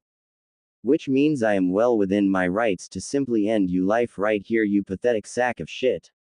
Why your brother left you alive instead of someone like your mother or his friend Shunsui, I will never know, but understand this right now, Sasuke. If you ever try to kill another Leaf Shinobi, I will personally cut your balls off. Cut your eyes out of head and make you eat them before placing your balls in your eye sockets, before cutting that tiny pentacle of yours and shove it down your throat, before shoving my foot so far up your will force the pole that's stuck up there out your mouth. Do I make myself clear?" he yelled, leaking massive amounts of ki. Killing intent, all pointed directly at Sasuke, who could only nod slowly as he pissed and shit his pants before passing out. Naruto turns toward Iruka and says, "Sorry about that, Iruka-sensei, just had to get a point across to the Tem, and considering how thick his skull is, I thought it would be best if I went about it that way." Iruka nods his head. "Very well, Naruto, considering what Sasuke attempted, you are well within your right to do that. And I will be brining his actions up with the Hokage. So he will definitely get punished." Naruto nods his head. "I don't think that will be necessary, isn't that right, Anbu-san?" An Anbu with a Inu mask jumps down and nods to Naruto. "Very impressive on being able to find me, Naruto. How were you able to do so, if I might ask?" Naruto smile. "I was able to smell you." The Anbu just stand there. "And what do I smell like, if I might ask?" Naruto beckons the Anbu over and whispers in his ear. The Anbu suddenly flinches before standing up. "Well, I will keep that in mind, Naruto, and thank you for the advice. Now I will take the Uchiha to clean himself up before taking him to the Hokage. Have a nice day." Naruto smiles. "You too, Inu-san." The Anbu then leaves. Naruto turns toward the class and asks, "What?" Iruka looks at him and asks, "What did you tell him, Naruto?" Naruto pats his fist into his palm and his eyes a little before grinning sadistically. "I told him he smells like semen, alcohol, and shame, and that he may want to lay off on playing his skin flute before going out on patrol, or at least take a shower to wash of the shame and smell before he does so." Iruka and everyone just stand there with their jaws on the ground before bursting out in laughter. After about 10 minutes they calm down and Iruka speaks. "Okay, now that that's out of our system, let's start the final part of the exam, the ninjutsu portion. When I call you name, please perform a henge, substitution, and finally the Bunshin clone, in that order, and if you have any other jutsu for extra credit." Okay, first up is, one by one the class went up to take the test, with the civilians mostly failing, with all the clan heirs and Sakura, I wish I could just fail her right here, each performing the 3 required jutsu and an extra credit. 1 Choji use his partial expansion jutsu. Shikamaru use his Kajimane jutsu. Ino use her mind-body switch jutsu on Shikamaru to make him do an embarrassing dance. Shino used his clan's bug clone jutsu. Kiba used his clan's man-beast clone with Akamaru. Sakura used some pathetic genjutsu on random civilian 4. Hinata used her clan's 32 palm strike, and finally it was Naruto's turn. Iruka looks at Naruto. "Okay, Naruto, please perform the henge." Naruto nods and instantly changes into a perfect copy of the Yondaime before Iruka gives him the signal to release it. "Very good, Naruto, a perfect transformation, and without hand seals, bonus points for that. Now please perform the substitution." Naruto nods and smiles sadistically. Suddenly there is a poof of smoke in the sandame as they're reading a very familiar orange book with blood leaking from his nose. Iruka looks at him and clears his throat. Hokage-sama." The sandame looks up and sees Iruka and everyone else before asking, "Naruto?" Iruka nods his head and suddenly the Hokage goes up in a poof of smoke and Naruto is standing there again snickering. Iruka sighs and looks at Naruto. "Okay, Naruto, now please perform the Bunshin." Naruto tilts his head and asks, "Iruka-sensei, can it be a variation of the Bunshin?" Iruka nods his head and Naruto then closes his eyes. Suddenly the whole training field goes up in smoke. When it clears, there are at least 500 Naruto clones standing there doing various things, from cleaning their nails to play rock paper scissors with each other. Iruka sees this and his jaw hits the ground and he drops his clipboard. "Naruto, are these what I think they are?" Naruto nods. "Yep, they are shadow clones." Kiba then asks, "Iruka-sensei, what are shadow clones?" Iruka gathers himself before answering Kiba. "The shadow clone jutsu is AA ranked kinjutsu due to the large amount of chakra needed to perform it. It requires so much chakra that most Junin can only make between 5 to 10 before they run out of chakra. Hokage-sama himself could only make around 100 when he was in his prime. But for Naruto to make over 500 in one sitting and not even be winded is astounding alone, but to do so at the age of 13 is just mind-boggling." Everyone's jaws hit the ground as they look at Naruto. Iruka finally recovers from the shock as Naruto dispels the clones. "Okay, Naruto, I have a feeling I am going to regret saying this, but do you have a jutsu you would like to perform for extra credit? Not that you need it at this point." Another sadistic smile appears on Naruto's face, sending shivers down everyone's spines before he says, "Yeah, Iruka-sensei, but everyone needs to step back, it's kind of big." Iruka nods and steps with everyone else. Naruto closes his eyes before suddenly opening them and saying, "Saurian Soul, Tyrannosaurus Rex." Naruto then begins to change, his face gets longer. His teeth lengthen and turn to fangs, his spine gets longer and forms a tail. His fingers and toes turn into claws, his skin becomes hard, dry, bumpy, and leathery, and finally he grows in size. His head and body get taller and longer and larger till he was easily reaching 20 feet tall and at least 40 feet long from nose to tail. Everyone minus Hinata looks on in shock and terror at the creature before them as it raises its head to the sky and lets out a loud roar, before changing back to Naruto. When he was done changing back, Iruka finally recovers from his shock before shakily asking Naruto, "Naruto, what was that?" Naruto chuckles. "That Iruka-sensei is part of my never-before-seen bloodline called Saurian Soul, However, I can't go into details about what it is and what I can do, but I can tell I can turn into creatures similar to that one. He finishes with another sadistic smile. Iruka sighs and runs the bridge of his nose. Okay, Naruto, I understand, and you get extra credit for it. Now that the end of the exam, those of you that passed come back in a week for team placements. After saying that, everyone begins to leave. Naruto and Hinata leave holding hands. As they walk, Naruto turns to Hinata. So Hinata, how was the academy?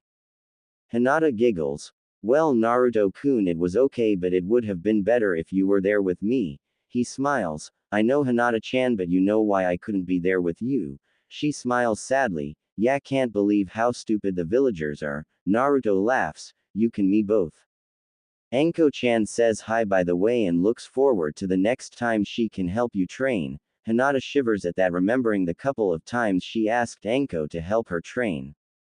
After meeting Anko, the two started to talk about various things like girl stuff, the future, and of course Naruto, and after some time they decided that they would share Naruto because due to how his early childhood had been, they believed he should get as much love as possible, and if that means they share him, then all the better. They also decided that if any other girls were to come into his life, then as long as they truly loved him, then they were welcome to share him with them. Hinata smiles while remembering that.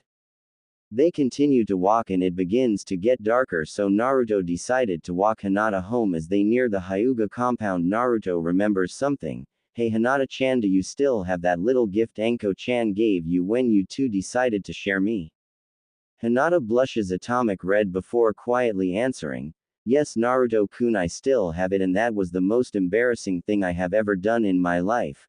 Naruto chuckles, remembering that when Anko and Hinata decided to share Naruto, Anko decided they should celebrate, which led to Anko getting a orange nine-tailed fox tattooed on her cheek, Hinata getting one on her inner thigh, and Naruto getting the tattoos that are on his chest and arm. As they reach the Hyuga compound, Naruto gives Hinata a quick kiss on the lips and bids her goodnight as she goes in and he leaves. After walking a little, he notices Mizuki running with a big scroll tied to his back with Iruka-sensei chasing him. Sensing something off, he creates a clone to go and inform the Hokage while he chases after him. Mizuki was thrilled. He couldn't believe how easy it had been to steal the forbidden scroll. Now all he had to do was deliver it his master Orochimaru, and he would not only be rich but also powerful. As he was jumping through the trees, he noticed he was being followed and stopped for a second to find both Iruka and Naruto in front of him and says, well, look what we have here. Iruka and the demon brat himself. Just when I thought this couldn't get any better, now I can kill the demon brat before I bring this scroll to Orochimaru-sama. Naruto just chuckles. So you think you can kill us and get away with the forbidden scroll? Man, I could tell you were stupid, Mizuki-tem, but this is beyond stupid. You're not going anywhere. Mizuki just laughs. You stop me, you've got to be kidding me. Before I kill you, do you want to know why you're hated? Naruto. Iruka's eyes widen. No, Mizuki, it's forbidden. But Mizuki ignores him and throws a bunch of kunai and shuriken at him, which surprises him, allowing them to hit him. Shut up, Iruka. Now what do you say? Naruto, want to know why you're hated? Naruto just tilts his head. Sure, why not? Mizuki then goes on to tell him about the Kyuubi, how it was sealed in him and all that jazz. When he is done, Naruto just laughs.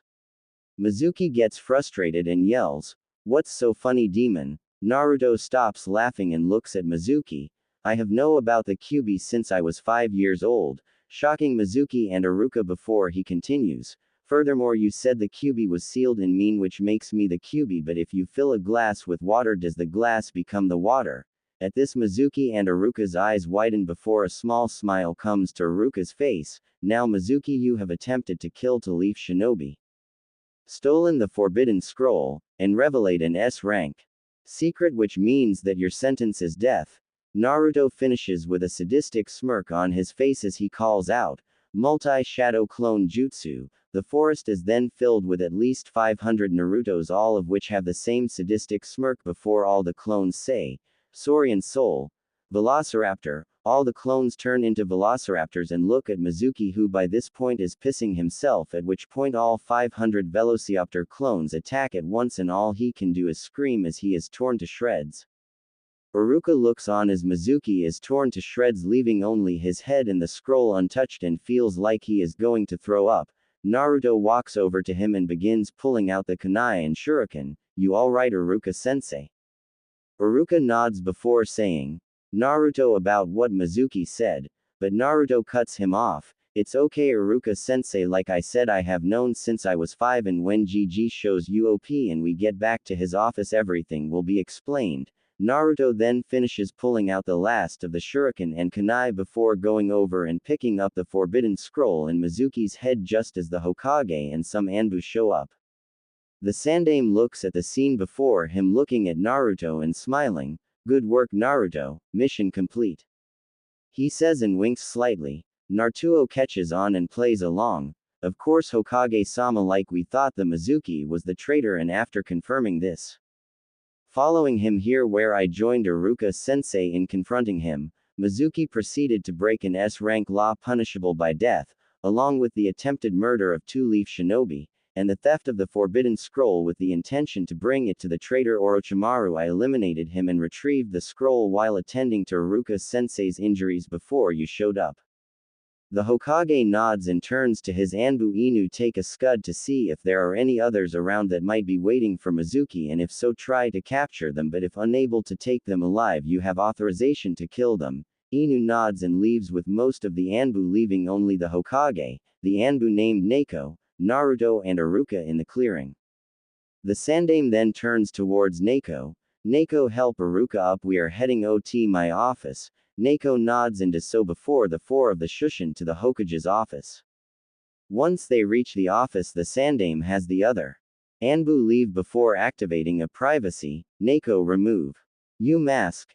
Neko nods and does so, revealing a beautiful young woman in her mid-20s with violet eyes and purple hair. This is Yugo Azuki, Anbu agent. Neko.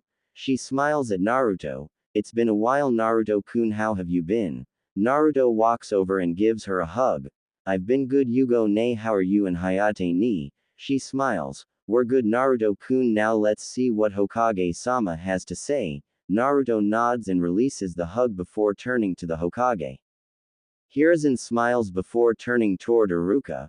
Iruka, what we are about to tell you is an S-rank secret, so it must not be told to anyone. Iruka gulps and nods the Hokage, and Naruto then proceed to tell Iruka everything about Naruto, his parents, the Kyuubi, the relationship between them, and so on. By the time they are done, Iruka's mind is blown. The Hokage then tells him he can, and he does so. Yugo then gives Naruto another hug before leaving herself. Naruto then turns towards the Hokage, who smiles at him and pulls out some money. Naruto, I am classifying this incident as an A- rank mission for you, so here is your pay. And I have to say, you haven't even been a shinobi for a day yet and already captured a traitor. I look forward to seeing your career, my boy, if this is just the start of it. Naruto smiles. Well, you know me, GG. He chuckles, then walks to the window and jumps on the windowsill. Well, see you later, GG. Anko-chan is probably waiting for me. Naruto then jumps out the window and begins running on rooftops towards the forest of death. Hiruzen just looks out the window and watches him go, thinking, Naruto, your will of fire burns so brightly that it breathes life into people whose own will of fire has weakened. He then sits back down at his desk to fight the greatest foe to ever exist, paperwork. Naruto arrives back at the tower in the forest of death and spots Anko munching on some leftover dango. He smirks and sneaks up behind her before wrapping his arms around her waist and kissing her name, causing her to let out a moan, and turns her head to see Naruto. You know, Naruto-kun, it's not very smart to sneak up on me. He chuckles before kissing her neck again. I can't help it, especially considering how much I love you and how beautiful you are. Anko blushes a little as she thinks how much she has changed in the 8 years they have been together. She still wears her violet hair in the same pineapple ponytail. She now wears a long tan trench coat that reaches her heels. She has on a black miniskirt held up by a belt that has a snake wrapped around a fox head holding it up. She wears a black mini top with a fishnet mesh shirt covering it, black shin guards and arm guards, and a pair of black combat boots like Naruto. Naruto sits down at the table and grabs a stick of dango as Anko asks, so how was your first and last day of the academy? Naruto smiles and begins to tell her how his day went, starting with how he entered the classroom, which causes her to laugh and tell him, "Good job." He then tells her how everyone reacted to not only him joining them but him being Hinata's fiancé, which makes her laugh. Naruto then tells her about the tests, how Mizuki tried to sabotage, and how Sasuke tried to kill him after being beaten, which caused her to nearly storm out and kill the Tem before Naruto calms her down and tells her how he dealt with him. Then he tells her of the ninjutsu test and how he got extra credit, which causes her to laugh again. Naruto then tells her how he walked Hinata home and found out she still has the tattoo on her inner thigh. Anko blushes a little before laughing at that, remembering that day. Naruto then tells her about taking care of Mizuki, saving Iruka, and returning the forbidden scroll to Gigi. When he finishes, Anko just looks at him and smiles. All that in less than a day of being a shinobi. Damn Naruto-kun, that's impressive. She then gives him a quick kiss on the lips before getting up and leads him to the bedroom.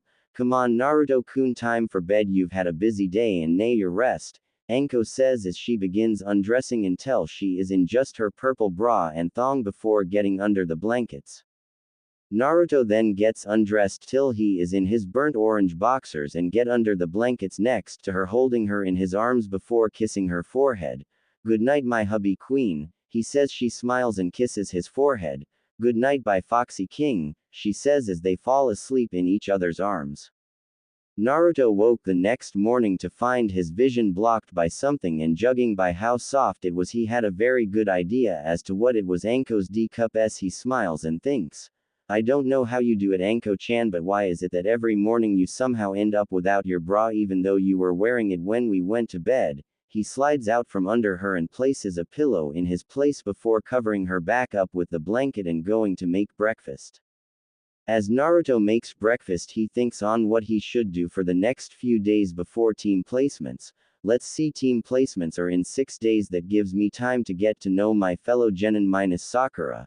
He shudders and prays to Kami that he isn't placed on a team with the Banshee, I mean Sakura. I should probably keep training, take Hinata on a few dates, and prepare for the shitstorm that those damned civilian counselors are going to send my way when they find out about me beating their precious Uchiha. Why does Gigi even keep them around? All they do is bitch about things that they have no say in. Naruto chuckles and sadistic smirk comes to his face as he plans for the inevitable meeting with the councils before continuing to make breakfast. Naruto finishes placing breakfast on the table as Anko comes out, scratching the back of her head while yawning. Morning Naruto-kun, what's for breakfast? He smiles. Well Anko-chan, we have eggs, toast, bacon and your favorite dango. However, I suggest you take a look at your current state of dress before you start eating. Anko looks down at what she is wearing and notices the is only wearing her purple thong before looking back up at Naruto, who is smirking. Now Anko-chan, as beautiful as you are and how much I enjoy seeing you wearing just panties, I think you should get dressed. Anko blushes before smirking and cupping her s. What's the matter Naru-kun, are you afraid you won't be able to control yourself seeing me like this? Naruto walks over and gives her quick kiss on lips before smirking. Not at all Anko-chan, it's just if you keep walking around like it would only be fair if I started walking around in just my boxers. And you likely jump me right then and there. Now go get dressed or no dango. Anko blushes at being out-teased before realizing what he said and rushes to get dresses lest she risks her dango. Naruto smiles before sitting and waiting for her to return. After they finish breakfast and Naruto washes the dishes while Anko dries them, she turns to him. So Naruto-kun, what do you plan to do for the few days until team placements? He thinks for a minute. Well, I was thinking of training some more if you wanna join me. Maybe we could get Hinata-chan to join us, seeing how it's been a while since she did so. Anko smiles sadistically at the thought of training Hinata again before Naruto sees this and smiles. Now Anko-chan, I know what you're thinking, but try to keep the injuries down to a minimum this time, especially since Hinata can't find out which team she is on if she is in the hospital. Anko pouts a little before Naruto kisses her forehead. Now none of that Anko-chan, if we're lucky I will get placed on Hinata-chan's team with you as our sensei, that way the three of us can train together all we want. Anko instantly stops pouting as that thought comes to her mind. Now other than training, I was thinking of getting to know the others who graduated. And preparing for the inevitable meeting with the councils when they hear how I kicked the Uchihas. Naruto smiles remembering the kicking he gave the Tem-Emo king.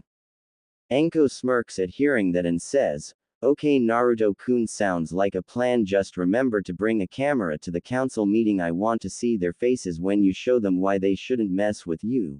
Naruto smiles before giving her a quick peck on the lips. "Of course my hubby queen. Was already planning to." "Anko, you better my foxy king or you're sleeping on the couch for a week." Naruto shudders remembering the last time he had to sleep on the couch after accidentally ruining Anko's dango. Naruto gives her one last kiss before they leave the tower to go and train. 1 week later. The week passed by quickly for Naruto. The first day he met up with Hinata and they went on a date in the park before watching the sunset from the top of Hokage Monument. The next day Naruto got to know his fellow genin minus Sakura and found they were pretty cool. Shino was pretty quiet but Naruto could tell what he was saying by reading his body language. Shikamaru and Choji were pretty fun to be around despite Shikamaru being really lazy and Choji always eating something. Kiba tried to challenge him for Hinata-chan saying that as an alpha, she was his, which ended with Naruto kicking the shit out of him figuratively and literally. The rest of the week Naruto hung out with Hinata and Anko either training or just relaxing.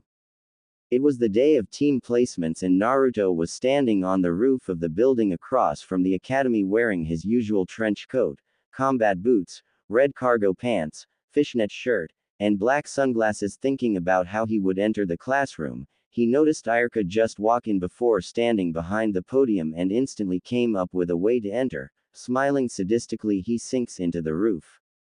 Iruka had just entered his classroom and told everyone to shut up before doing roll call. As he went down the list he came to Naruto's name and silently prayed he wouldn't do any like when he first introduced himself. Oh poor Iruka, he has no idea what Naruto has in store for him. But I do. Cue evil smile. As he called Naruto's name something started to come out the top of the podium slowly. Inch by inch it came out till it revealed it was Naruto's head. He had a creepy smile on his face that would make Orochimaru shiver before he suddenly said, "I'm Hiri," in a very creepy sing-song voice that nearly made Iruka have a heart attack as he jumped into the air screaming like a little fangirl and using chakra to stick the wall. Naruto rises the rest of the way out of the podium till he is standing on and begins laughing. "Sorry Iruka-sensei, couldn't resist, after all it's the last day that you will be my sensei." He then turns toward the back of the room. "Did you get all that on camera?" he asks. Suddenly a shadow clone appears holding a camera and nods his "Yeah boss, just like you said to now to go get it developed and pass it around the village. See ya," the clone responds before running off. Iruka finally gathers himself before thinking, why does it feel like there is some all-powerful deity that enjoys having Naruto either embarrass me or make me want a drink? He then turns toward the class, many of whom are snickering, a tick mark before clearing his throat, and begins a speech about he is proud of them. This is only the beginning and all that mumbo jumbo. Kiba then asks, "Hey Iruka-sensei, where is Mizuki-sensei?" Naruto snickers and Iruka flinches. Well, it turns out Mizuki was not only altering grades which affected the team placements, but the night of the graduation exam he stole the forbidden scroll with the intent to sell it to our enemies. At this many in the class gasped. However, thankfully Naruto noticed him acting funny and informed the Hokage before chasing after him and confronting him, at which time I showed up. At this the class looks at Naruto, who merely shrugs. Iruka then continues, "Mizuki then immobilized me before being defeated by Naruto, who when performed first aid saving my life." At which time the Hokage showed up. He finishes with a smile at Naruto. "Okay, now on with the teams. Team 1 to 6 not important." He then continues, "Team 7 under Kakashi Hatake will be Sasuke Uchiha, Sakura Haruon Q loud squeal and rant about Ture love wins all, and Kiba Inuzuka." At this Kiba just slams his head on his desk and Naruto pats him on the shoulder. "I feel for you, Kiba. I really do. My advice, bring heavy-duty earplugs if you want to stay sane." Kiba looks over and nods. Iruka continues going down the list.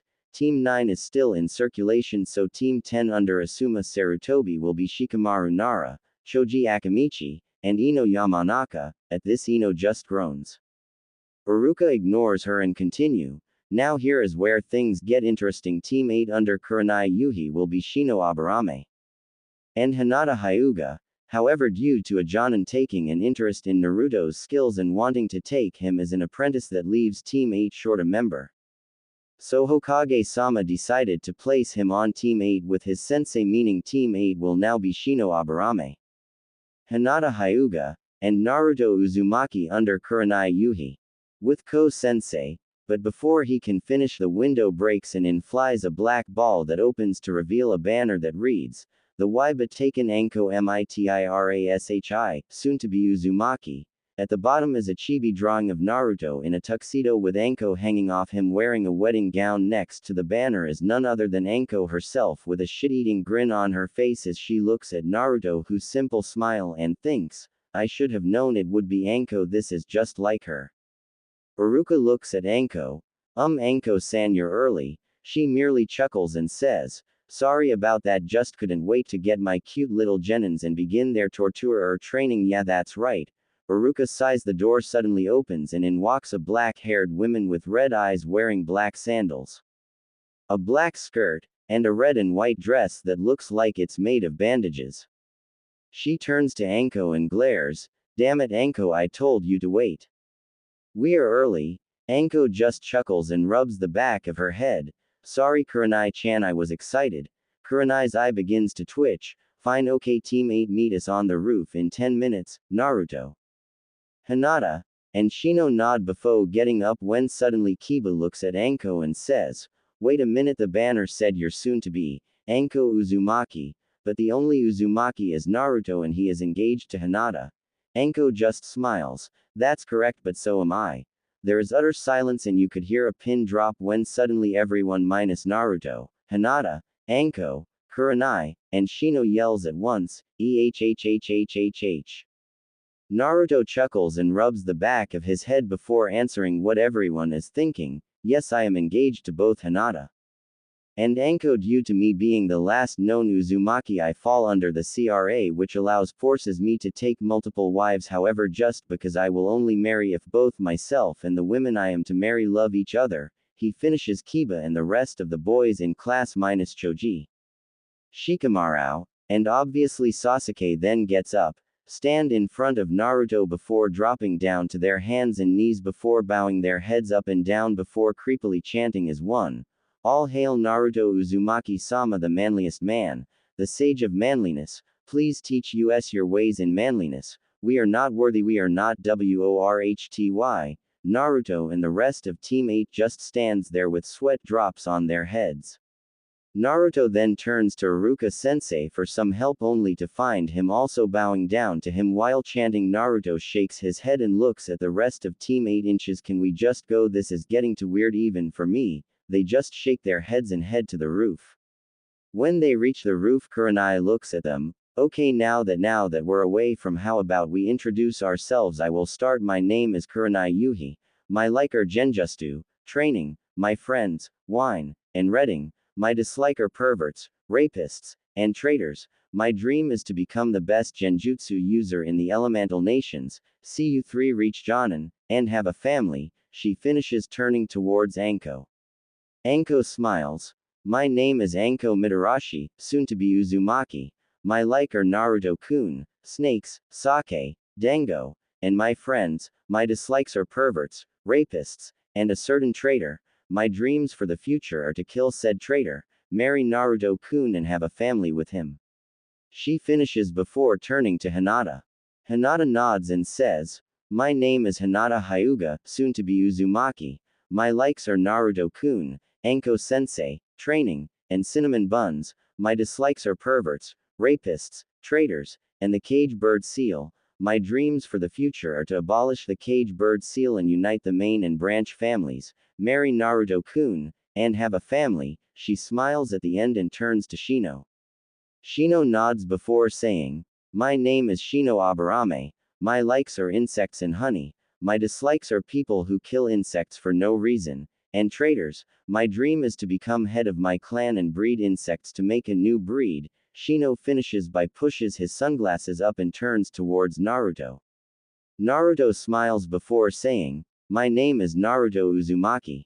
My likes are Anko-chan, Hinata-chan, ramen, the moon, training, foxes, snakes and reptiles in general, music, singing, playing my guitar, and cooking. My dislikes are traitors, rapists, perverts, the time it takes to cook ramen, and people who can't tell the difference between a kunai and the scroll it's sealed in.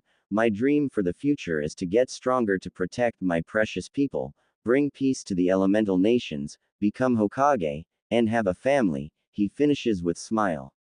Everyone nods before Kurenai says, "Now we will head to training ground 8 for the real Genin exam." Nobody seems surprised by this, so Kurenai asks, "What's wrong? Usually this is where you ask what I mean." Naruto just chuckles, "Well, Kurenai-sensei, it's pretty obvious that there would be another test that is designed to weed out the rest of the weaker candidates while at the same time showing if those on teams can put aside their differences to work together to complete the mission. Which means that the test you're referring to is merely a test on teamwork, and now that we have figured that out we would work together and pass the test." Kurenai just stands there shocked as she looks at Naruto, who in less than a minute figure out the real meaning behind the test. Naruto gets up and walks over to her before closing her mouth. "Now Kurenai-sensei, it's not very ladylike to stand there with mouth hanging open, okay?" He finishes with a smile, making Kurenai blush before regaining her composure and saying, "Okay then, you three pass. Now let's go to training ground 8 to train before we start taking missions tomorrow." Everyone nods before heading to the training field. After training for a few hours, Kurenai and Anko tell them they are done for the day and to go home and rest up. They then head to the Hokage Tower to report about their team. When they reach the Hokage's office, the other Jonin senseis are there waiting. The only ones worth mentioning are a tall man wearing the standard Jonin outfit.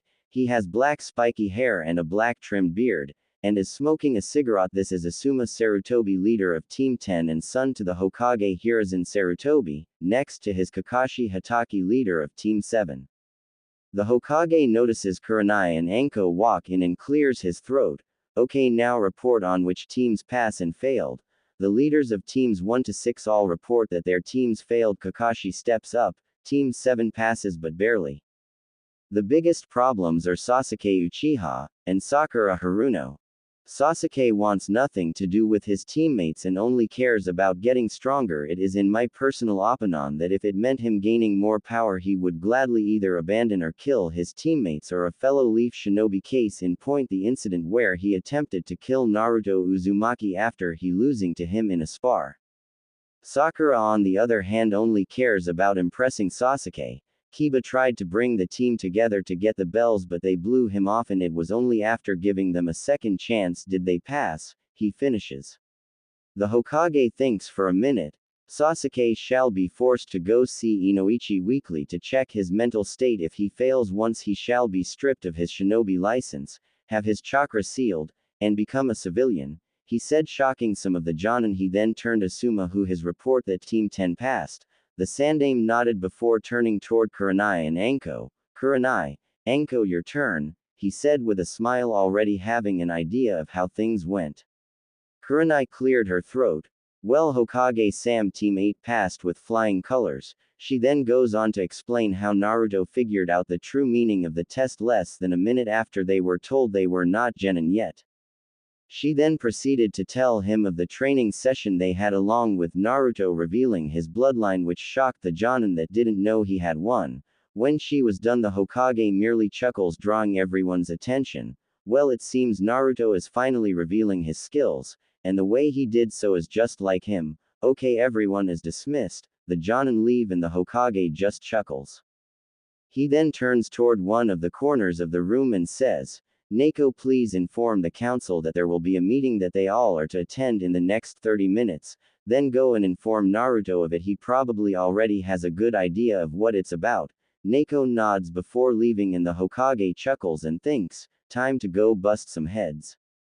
30 minutes later, the Hokage sits at the head of a U-shaped ring of bleachers. On either side of him sit his advisors Kaharu, and Thing 1 and Thing 2, also known as Danzo and what's his name. On the left side of them sits the Civilian Council, aka the peanut gallery. On his right side sat the shinobi council, which consisted of Shikaku Nara, Shuza Akamichi, Inoichi Yamanaka, Sum Inazuka, Shibi Aburame, and Hayashi Hyuga. Shikaku, Shuza, Shibi, and Inoichi look like older versions of their kids, except in Inoichi's case an older male version of Ino. Hiyashi looks the same as when Naruto met him 8 years ago. Sum Inuzuka, the Inuzuka clan head and mother of Hana Inuzuka, and Kiba Inuzuka, is about 5 feet 6 inches with high D cup S. She wears long gray pants, black shinobi sandals, and a gray jacket with the hood pulled up. Next to her sat a lager gray furred dog with an eye patch. This was her nin dog companion Kuromaru. The Hokage clears his throat. We are gathered here to not only welcome back 2 of Konoha's most treasured clans but also reveal a new blood line that has been discovered. There were murmurs about which clans the Hokage was talking about before he silenced them and looked at the door and said, "Please come in now." The door opened and in walked Naruto wearing his usual outfit. He walked up to stand before the Hokage, a smile on his face before bowing the Hokage. As soon as he finished bowing, one of the civilian counselors decided to be stupid and voice his opinion. "Hokage-sama, what is the demon?" He never finished his sentences. Naruto threw a kunai that hit the man in the head, killing him instantly, and just like that the civilian council erupted into chaos, yelling for him to be killed while he simply smiled. The Hokage merely chuckled before yelling, "Shut up," while blasting the civilians with his ki. Now before that idiot opened his mouth and broke a S-rank law, which is punishable death. "Thank you for dealing with that, by the way." Naruto merely smiles before nodding his head. "Now, as I was saying, we are here to welcome back both the Uzumaki clan and the Namikaze clan along with a new bloodline. Now, because some of you are too slow or stupid to figure this out on your own, Naruto is the heir of both clones and the holder of a new bloodline." He pulls out a folder. In this folder is the birth certificate of one Naruto Uzumaki Namikaze, made mere second after he was born and signed by the Yondaime Hokage himself, Minato Namikaze, Naruto's father, and Kushina Uzumaki, Naruto's mother. He holds up the document before handing it to Hiyashi and asks him to authenticate it. Hiyashi looks at the document with his Byakugan before looking up and saying, "This document is real. There are residual chakra signatures of both Minato Namikaze and Kushina Uzumaki that match Naruto's, therefore he is the son of both Minato Namikaze and Kushina Uzumaki." He finishes, leaving everyone that didn't already know shocked. Suddenly one of the civilians stands up. "I vote we enact the CRA on Namikaze-sama and on behalf of the civilian council apologize for how he has been treated." There is silence until Naruto starts laughing and everyone minus the Hokage and Hiyashi look at him surprised. Naruto stops laughing before saying, "Oh, that's a good one. I haven't laughed like that in a long time." He looks towards the civilians and glares. "So you apologize for not only making my life a living but also basically pissing on the Yondaime's grave, who is my father, in case it didn't sink in yet, by taking his dying wish of me being seen as a hero like he wanted and completely disregarding. Well, here is what I have to say about that." Naruto takes a deep breath.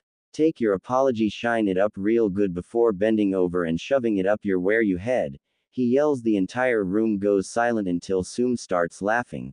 "Oh, Kami, he is definitely Kushina's son." She stops laughing after a few minutes. The counselor that apologized gets up and looks glare at Naruto. "Now listen here, you little," but Naruto cuts him off.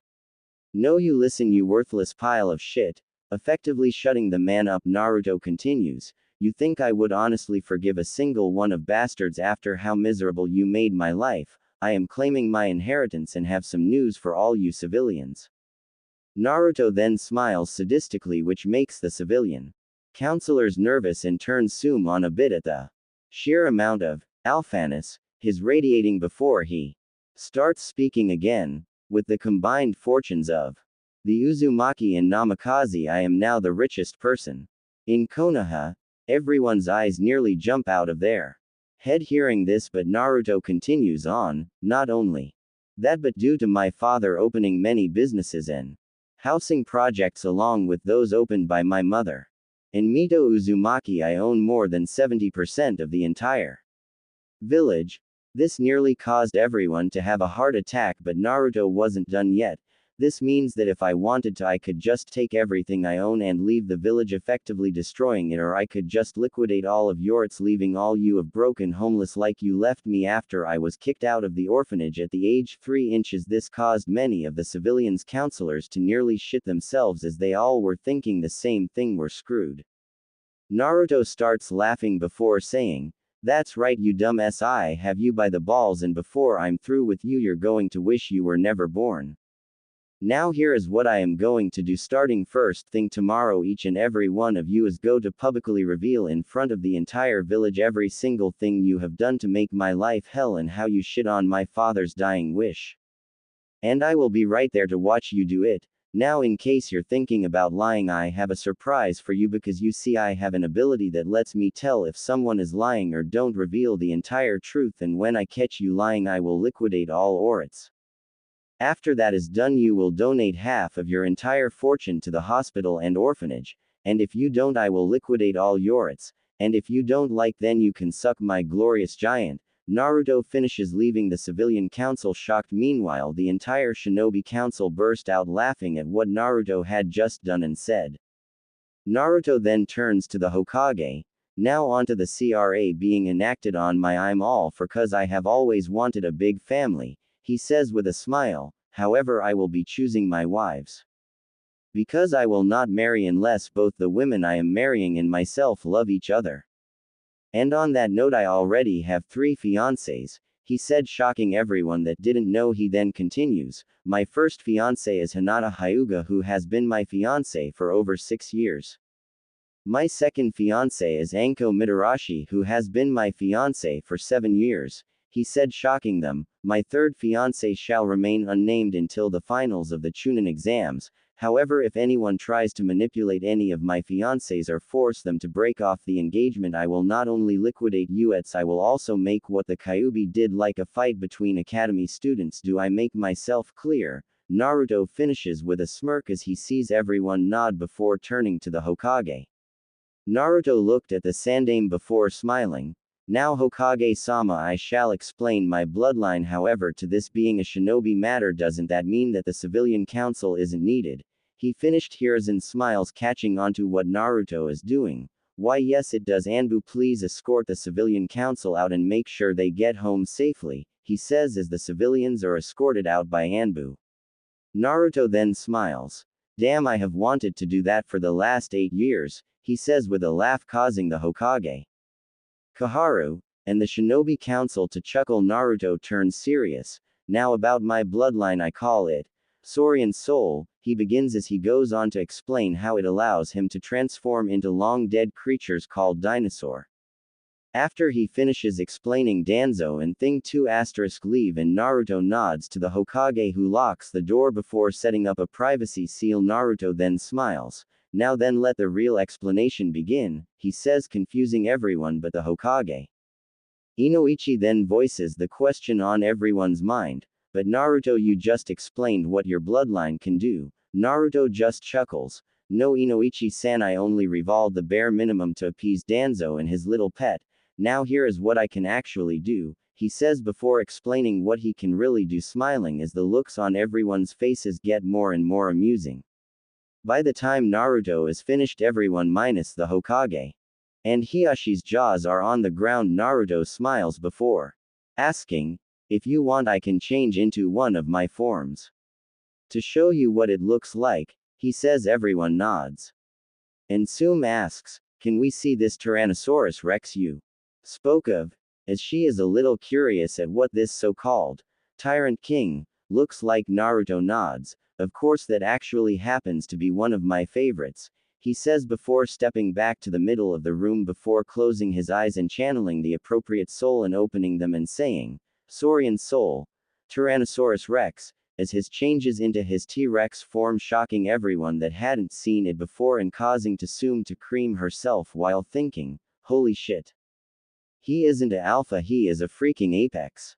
What I wouldn't give to have him dominate me. Maybe I can pair him up with Hana. She needs to finally get herself a man. They would be a cute couple, and if I play my cards right, I might be able to join her.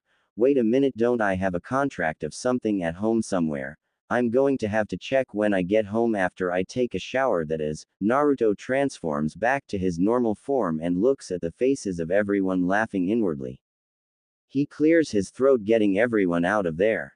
Shocked states, that is only of the forms I can take. So what do you think? Chibi is the first to respond. I have only 2 words describe that. Holy shit, everyone. Looks at Chibi, who merely raises an eyebrow. What? Everyone shakes their head while simultaneously saying, never mind. Hiruzen simply chuckles. I believe this ends the meeting. Everyone have a nice night, he says as he gets up, Koharu doing the same before she walks over to him and gives him a hug, to which he hugs back, and she says, it's good to see you, Naruto-kun, I'm glad you're doing well. He smiles as they release each other. Meet Oba-san, how had your back been lately? She chuckles, it's been better, Naruto-kun, but the past few days it's starting to hurt more and more. Naruto reaches into one of the pockets in his pants and pulls out a large bag of a strange green leaves with 5 points and hands it to her. Here, Oba-san, I found these one day while training deep in the forest of death and found out that smoking them relieves all kinds of muscle aches. Koharu's eyes go wide at hearing this before thanking him. Naruto then pulls out more bags and gives them to everyone. Except for Shuza, who asks, why didn't I get a bag? Naruto chuckles, there is one side effect to using this weed, and that is you get the munchies and you get them bad. One time after smoking some I ended up eating over 100. Naruto sighs, bowls of ramen at Ichiraku's. Everyone's eyes widen, thinking what would happen if someone from the Akamichi clan smoked some of this weed. Naruto realizes they figured out what would happen. Exactly, if an Akamichi were to smoke this, there is no telling how much they would eat. A shiver runs down Eveon's spine. Naruto then looks towards Shiikaku and pull out a scroll. Before handing it to him, here, this is a gift for Yoshino-san.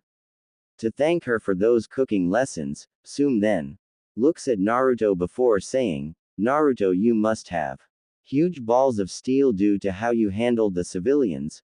Naruto just smirks before using Shunshin to appear behind and wrap his arms around her waist before leaning into her ear. They are more like titanium, and yes, they are huge. He whispers seductively before nibbling on her earlobe, causing her to let out a small moan before she catches herself and blushes, at which point Naruto returns to the middle of the room and everyone looks at him wide-eyed as he turns around to leave but stops. As a shadow clone appears holding a video camera, Naruto looks at the clone before saying, did you record the whole meeting? The clone nods and gives him the video camera. Good, you can dispel now. The clone does so and Naruto looks to see everyone staring at him. What? Anko wanted me to record me sticking it to the civilian council so we could watch it later. Catch ya later. I got date with Anko to watch. The most handsome man alive. Stick it to some arrogant dumbasses, he says as he waves the videotape and disappears in a Shunshin. Everyone just stands there for a second before Chibi says, balls of steel indeed, which causes everyone to nod their heads until Kuromaru says, no, it's huge balls of titanium.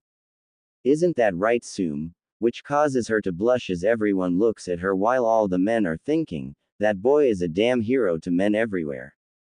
Naruto returns to the tower to find Anko sitting on the couch in front of the TV watching some show. He walks in and takes his boots off as Anko notices him. So where you been for so long? She says coyly. Naruto just holds up the videotape. Had to get a movie for us, it's called The Most Handsome Man Alive, sticks it to arrogant civilians. Want to watch? Anko smiles sadistically. You bet you hot ass I do. Now get over here, put that movie in, and sit the hell down. I want to lay on my favorite pillow as we watch it. Naruto smiles. As you wish, my hubby queen. Naruto puts the movie in before laying down on the couch with Anko laying on his chest as they begin to watch the home movie. It had 2 months since Naruto's meeting with the council, and a lot had not only happened but also changed the way many things were done in the village. First, there was the reveal of Naruto's heritage and what really happened the night the Kyuubi attacked, which resulted in a variety of things. Many were shocked that Naruto was the son of the Yondaime Hokage and the Red Death. Of course, there were some people who denied this, saying things like, there is no way that thing is the son of Yondaime-sama. However, after the Hokage presented Naruto's birth certificate, they promptly shut up. The younger generations including Naruto's age group were shocked as well, but when they thought about it and compared what Naruto looked like to that of the Yondaime, they knew it was the truth. And after learning that he had the Kyuubi, all of them minus Sakura and Sasuke saw him as the hero he was. Sakura didn't care who his parents were, she cause in her mind there was no one better than her. Sasuke-kun, I swear I just died a little writing that while Sasuke seethed in anger thinking, that Dobi has so much power, it should be mine so I can kill Itachi, only an Uchiha deserves all that power and use it properly for we are the elite, I have to stop killing myself writing stuff like this. After his heritage was revealed, the civilian council came up and revealed all the ways they made Naruto's life hell, which appalled not only the younger generation but the adults that were either neutral to him or sympathetic to him. The Hokage then told everyone how Naruto legally owns over 70% of the village due to the various businesses and housing projects that his parents and Mito Uzumaki established. This resulted in everyone's nearly popping out of their heads and their jaws hitting the ground. After everyone got over their shock, Naruto stepped forward and looked over the villagers. Naruto smiled and waved before speaking. As you have just been told, I am the son of the Yondaime Hokage Minato Namikaze and his wife Kushina Uzumaki. That I have the Kyuubi sealed within me, and that I own more than 70% of Konoha, more than even the Fire Lord himself owns. All of this true. He finishes with a creepy smile. Think Jin Ichimaru from Bleach's smile. This causes those who made his life miserable to visibly shiver in fear. Naruto then continues. Now I'm sure some of are probably thinking, we are so screwed because of how we treated him. Well, you're wrong. You're not screwed because I'm not going to stoop to you level. He finishes with a smile. The people who made his life miserable relax at hearing this, thinking he won't do anything. However, what he says next instantly proves them wrong. However, that doesn't mean there won't be some changes. First, starting tomorrow, I will be going to every store and housing complex I own and do an inspection. If I don't find things satisfactory, then there will be consequences. The stores that kicked me out, refused me service or overcharged me will be seeing major changes in staff, and donating substantial sum of money to various charities, the hospital, and the orphanage. This shocks everyone. Naruto continues, I will also be working with Hokage-sama to not only improve the hospital and orphanages. I will also be funding the construction of a brand new hospital, 2 orphanages, and a new academy that will center around teaching those who don't want to be shinobi but still learn things, like cooking, carpentry, and blacksmithing among other things. I will also be corresponding with the Fire Daimyo on ways to further increase prosperity in the village. He finishes, shocking everyone again. Naruto then continues, now just because I am the son of the Yondaime and own the majority of the village does not mean I want to be treated like royalty and have everyone kissing my like spoiled ungrateful duck-ass-headed, brooding emo tem Uchiha, which causes a lot of people to snicker and a few to laugh out loud before Sasuke suddenly yells, how dare you Dobi, I am an Uchiha, the elite of this village, and deserve to be treated as such. Naruto just ignores him before using his pinky to clean his ear and respond loud enough for everyone to hear. Did you say something? All I heard was quacking, which causes people to laugh. Sasuke to storm off furiously, Sakura to follow him, Kakashi to smile proudly at passing on the ways of the hip cool attitude to Naruto, and made a guy to yell, curse you and your hip cool attitude, and infecting Naruto with it, causing everyone to sweat drop before leaving. The next day the Hokage disbanded the civilian council and picked 3 people to represent the various civilian-run things. Tsuki Ichiraku was chosen to represent the various restaurants in the village, the other 2 chosen represented the various other stores and public areas. Like he said he would the day before, Naruto went around to the various stores and housing complexes to inspect them, which ended up in quite a few people either being fired or sent to jail for embezzlement. He also hired large amounts of construction workers to begin building the new hospital, orphanages, and academy, and after seeing the state that the orphanage he used to live was in, he also had them renovate it, and sent a message to the Fire Daimyo regarding various ways to increase the village's prosperity. For the next 2 months, dozens of Naruto's clones were seen around the village either supervising the construction renovation of the academy, hospital and orphanages, while the original trained and went on missions around the village with his team during the day while Akane trained him in his mindscape at night. And occasionally running from hordes of fangirls all wanting to date him, marry him, have his babies, or just plain strap him down and ride his meat pole after there was an incident at the public bathhouse that ended up with him accidentally walking into the women's side wearing just a towel before freezing upon seeing the many women bathing, many of whom were kunoichi relaxing on their day off or after a mission, giving them a perfect view of his well-muscled body and six-pack abs. Before a sudden gust of wind blew his towel away revealing his not-so-little friend, before he had to run for his life with a pack of half-women chasing after him all wanting to ride his third leg, as it would be later known when rumors of his size spread later that day. Naruto also moved into his parents' compound with Anko and Hinata, which was an emotional experience when I saw all the pictures of them together in the room that would have been his nursery if they hadn't died the night he was born, and after crying as Anko and Hinata just stood there holding and Akane whispered soothing words to him through the mental link, he was able to overcome it. About a week after moving into his parents' house, Naruto had a party to celebrate his heritage being revealed and moving into his parents' house, where he invited the Hokage and his grandson Konohamaru, who had taken it up to calling him boss, after Naruto knocked some sense into him *, literally he actually punched on the top of his head when they first met.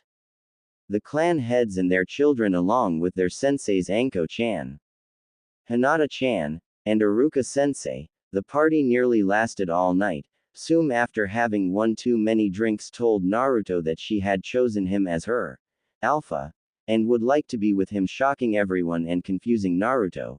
The Hokage then explained it was an Inuzuka clan tradition that equates to marriage, shocking Naruto, who just turned to Anko and Hinata for help only for them to smile and nod their heads, shocking him even further. After Naruto had recovered from his shocked state, he turned to Sume and told her he would be honored, but he would have to go on some dates first to get to know each other better and see where things go from there. Sume simply smiled before glomping Naruto and nuzzling his fast into her ample bosom. As the party ended, people started leaving in various states of drunkenness, either alone or with some. However, one pair who left together that shocked everyone was Iruka and Kurenai. It would later be found out that after leaving together and waking up in bed together the next morning, they would end up becoming a couple within the next 2 weeks. We now find Team 8 on a mission, hiding in the bushes stalking their target when a voice sounds in their headsets. Snake hears everyone in position sound off, before each of them respond. Dino here in position, Naruto says from his bush. Swarm here ready to begin, Shino stoically responds from his spot. Moon Eyes here in position, Hinata answers from her position. Snake aka Anko keys her headset. Roger, that does target mock the description, brown hair with a pink bow in it. Naruto keys his headset. Roger that, Snake, but I have an idea, permission, implement it. Permission granted. Dino, Swarm, Moon Eyes, get ready in case target makes a break for it. Roger, they both respond at once. Naruto reaches, activates one of the storage seals inside his trench coat, and out pops a scroll. He then opens the scroll before channeling some chakra into it, and out pops a large salmon. He grabs the fish before returning the scroll to the storage seal in his trench coat. He then walks out of the bush he was hiding in with the fish in his hand and walks towards the target. A cat with brown hair and a pink bow in it. However, this wasn't any cat, it was the cat that belonged to Lady Shimi, the wife of the fire daimyo. The cat's name was Tora and tended to run away from home 2 to 3 times a week and was insanely difficult to catch even for the village's Anbu, and due to this had been nicknamed the demon cat. Tora looks at Naruto as he walks over with a big juicy fish in his hand, is torn between running and staying to hopefully get the fish, but decides to stay and see how things play out. Naruto stops walking and looks at Tora before kneeling down and holding the fish out towards Tora. Hey there Tora, how about you come with me back to the Hokage Tower, I will give you this fish. Tora seems hesitant but ends up walking over Naruto and eating the fish before hopping into his arms and snuggling into his chest and purrs as he scratches her behind the ears. Anko, Hinata, and Shino look at him with wide eyes, or in Shino's case raised eyebrows, as he simply holds Tora, the demon cat, in his arms and pets her as she purrs before snapping out of their stupor and heading off to the Hokage tower, meeting Kurenai on the way. They reach the Hokage's office and knock on the door before hearing, "Come in." The five of them enter to see the Sandame sitting behind his desk with Iruka sitting off to the side organizing some mission reports. Anko steps up. Team 8 reporting capture Tora mission. Success Hokage-sama. The Hokage looks over and sees Tora snuggling into Naruto's chest and chuckles, "Very good, and in only 30 minutes a new record." He looks over to Iruka. "Iruka, please have Lady Shimi come in now." Iruka nods and keys the intercom before the doors open, and in walks a middle-aged woman wearing regal robes before seeing Tora and rushing over to Naruto, who hands Tora to her before she begins squeezing the poor cat into her chest. "Oh Tora dear, mommy was so worried about you," she says to the struggling cat. Naruto sees this and speaks up. "Excuse me Lady Shimi, but you're hurting Tora holding her like that," as he proceeds to show he how to hold Tora correctly and how to pet her before she begins purring in Lady Shimi's arms. Lady Shimi looks at Naruto before smiling. "Thank you Naruto-kun once again have helped me." Naruto just gives a grandiose bow before holding her hand and planting a kiss on her knuckles, causing everyone's eyes to widen and their jaws to hit the floor before he looks up at Lady Shimi and smiles. "It was nothing milady. I was only doing what any gentleman would." Lady Shimi blushes a little before looking over at Anko and Hinata. And back to Naruto. "Are these girls the ones you speak of so often Naruto-kun?" causing their eyes to widen. Before Naruto nods, "Yes Lady Shimi, they are Anko Mitarashi and Hinata Hyuga, two of my fiancés." Lady Shimi smiles before turning to Anko and Hinata. "You girls and the rest of his fiancés are the luckiest women on earth getting to be with Naruto-kun. He truly is one of a kind, and if I wasn't already happily married to my husband, then I would ask him to marry me," she said, shocking everyone further before continuing. "Also you have to ask him to give you a massage. They are the best there is, and the way he works his hands will make you melt," causing the Hokage and Iruka to get blown back by nosebleeds and Anko, Hinata, and Kurenai to blush, picturing Naruto just rubs the back of his neck and chuckles. "Lady Shimi, I don't think saying that out loud in front of everyone is a good idea. It might cause a misunderstanding." Lady Shimi just giggles and covers her mouth with her sleeve. "I have no idea what you mean Naruto-kun. I hope you come and visit soon. My husband misses talking and playing chess with you."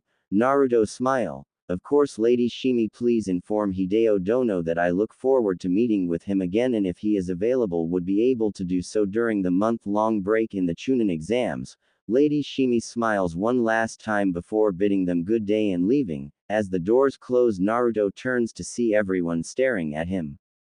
Naruto raises an eyebrow and asks, "What?" They face vault before asking what that was all about. Naruto chuckles.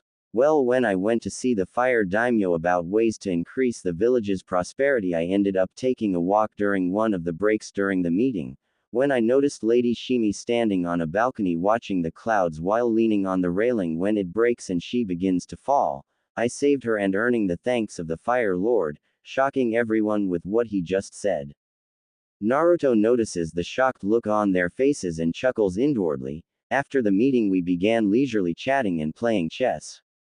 As Lady Shimi walked in, I noticed her limping and cradling her arm like she hurt her shoulder and asked what was wrong, and she said that she has been feeling stiff since the fall. I then asked the fire daimyo if I can see what is wrong with her, to which he nods. Before I have her lay down the couch, I notice she has a lot of tension built up in her shoulders and legs and inform the fire daimyo, who asks what can be done. I tell him that with his permission I will have to give her a massage. He nods and I begin to work out the tension. Everyone's jaws nearly break through the floor, they drop so hard. Naruto just smiles. In the end I relieve her of the tension in her body before she grabs the fire daimyo and rushes off to their bedroom for the next 2 hours. And when they return she has a satisfied smile on her face and is glowing, while the fire daimyo looks exhausted and asks me to teach him how to give massages like that. Everyone stands there speechless until Iruka, the Sandame, And the two male hidden Anbu bow down at his feet and beg him to teach them his ways of manliness, while the two female hidden Anbu beg him to give them massages while Kurenai is just standing there with a glazed look in her eyes. Anko and Hinata have a look in their eyes that says, "You better give us massages when we get home tonight or else." Causing him to chuckle. After a good 30 minutes everyone is back to normal and the Sandame clears his throat. Naruto, you never cease to amaze. Now how about another mission? Team 8 nods and Naruto says, "Hey GG, can we have AC rank mission please?" The Hokage thinks for a minute. Kurenai. Anko, what do you think, are they ready for AC rank? They both nod before Anko says, "Definitely, Naruto-kun could easily hand an A- rank by himself. While both Hinata and Shino could probably handle a high C to low B rank mission, add in Kurenai and myself and we can easily handle up to a mid A rank." The Sandame nods. Okay, your mission is to escort a bridge builder home to Nami no Kuni and guard him as he finishes the bridge he is building there. Team 8 nods as the Hokage turns to Iruka. "Please send Tazuna-san in." Naruto's eyes widen at hearing this before the door opens and in walks a man with gray hair that appears to be in his mid-40s to early 50s drinking from a jug of sake. As he looks over the people before he says, "I hire ninja and get this is what I get, 2 women that look they can be models, a kid with glasses that looks like he might be sick, a girl who appears to be blind, and a blonde who." He stops when his eyes land on Naruto before smiling. "Well, I'll be damned, Naruto, aren't you a sight for these old eyes?" Naruto just chuckles. "It's good to see you again, Tazuna, you old drunk," shocking everyone as it appears Naruto and Tazuna know each other.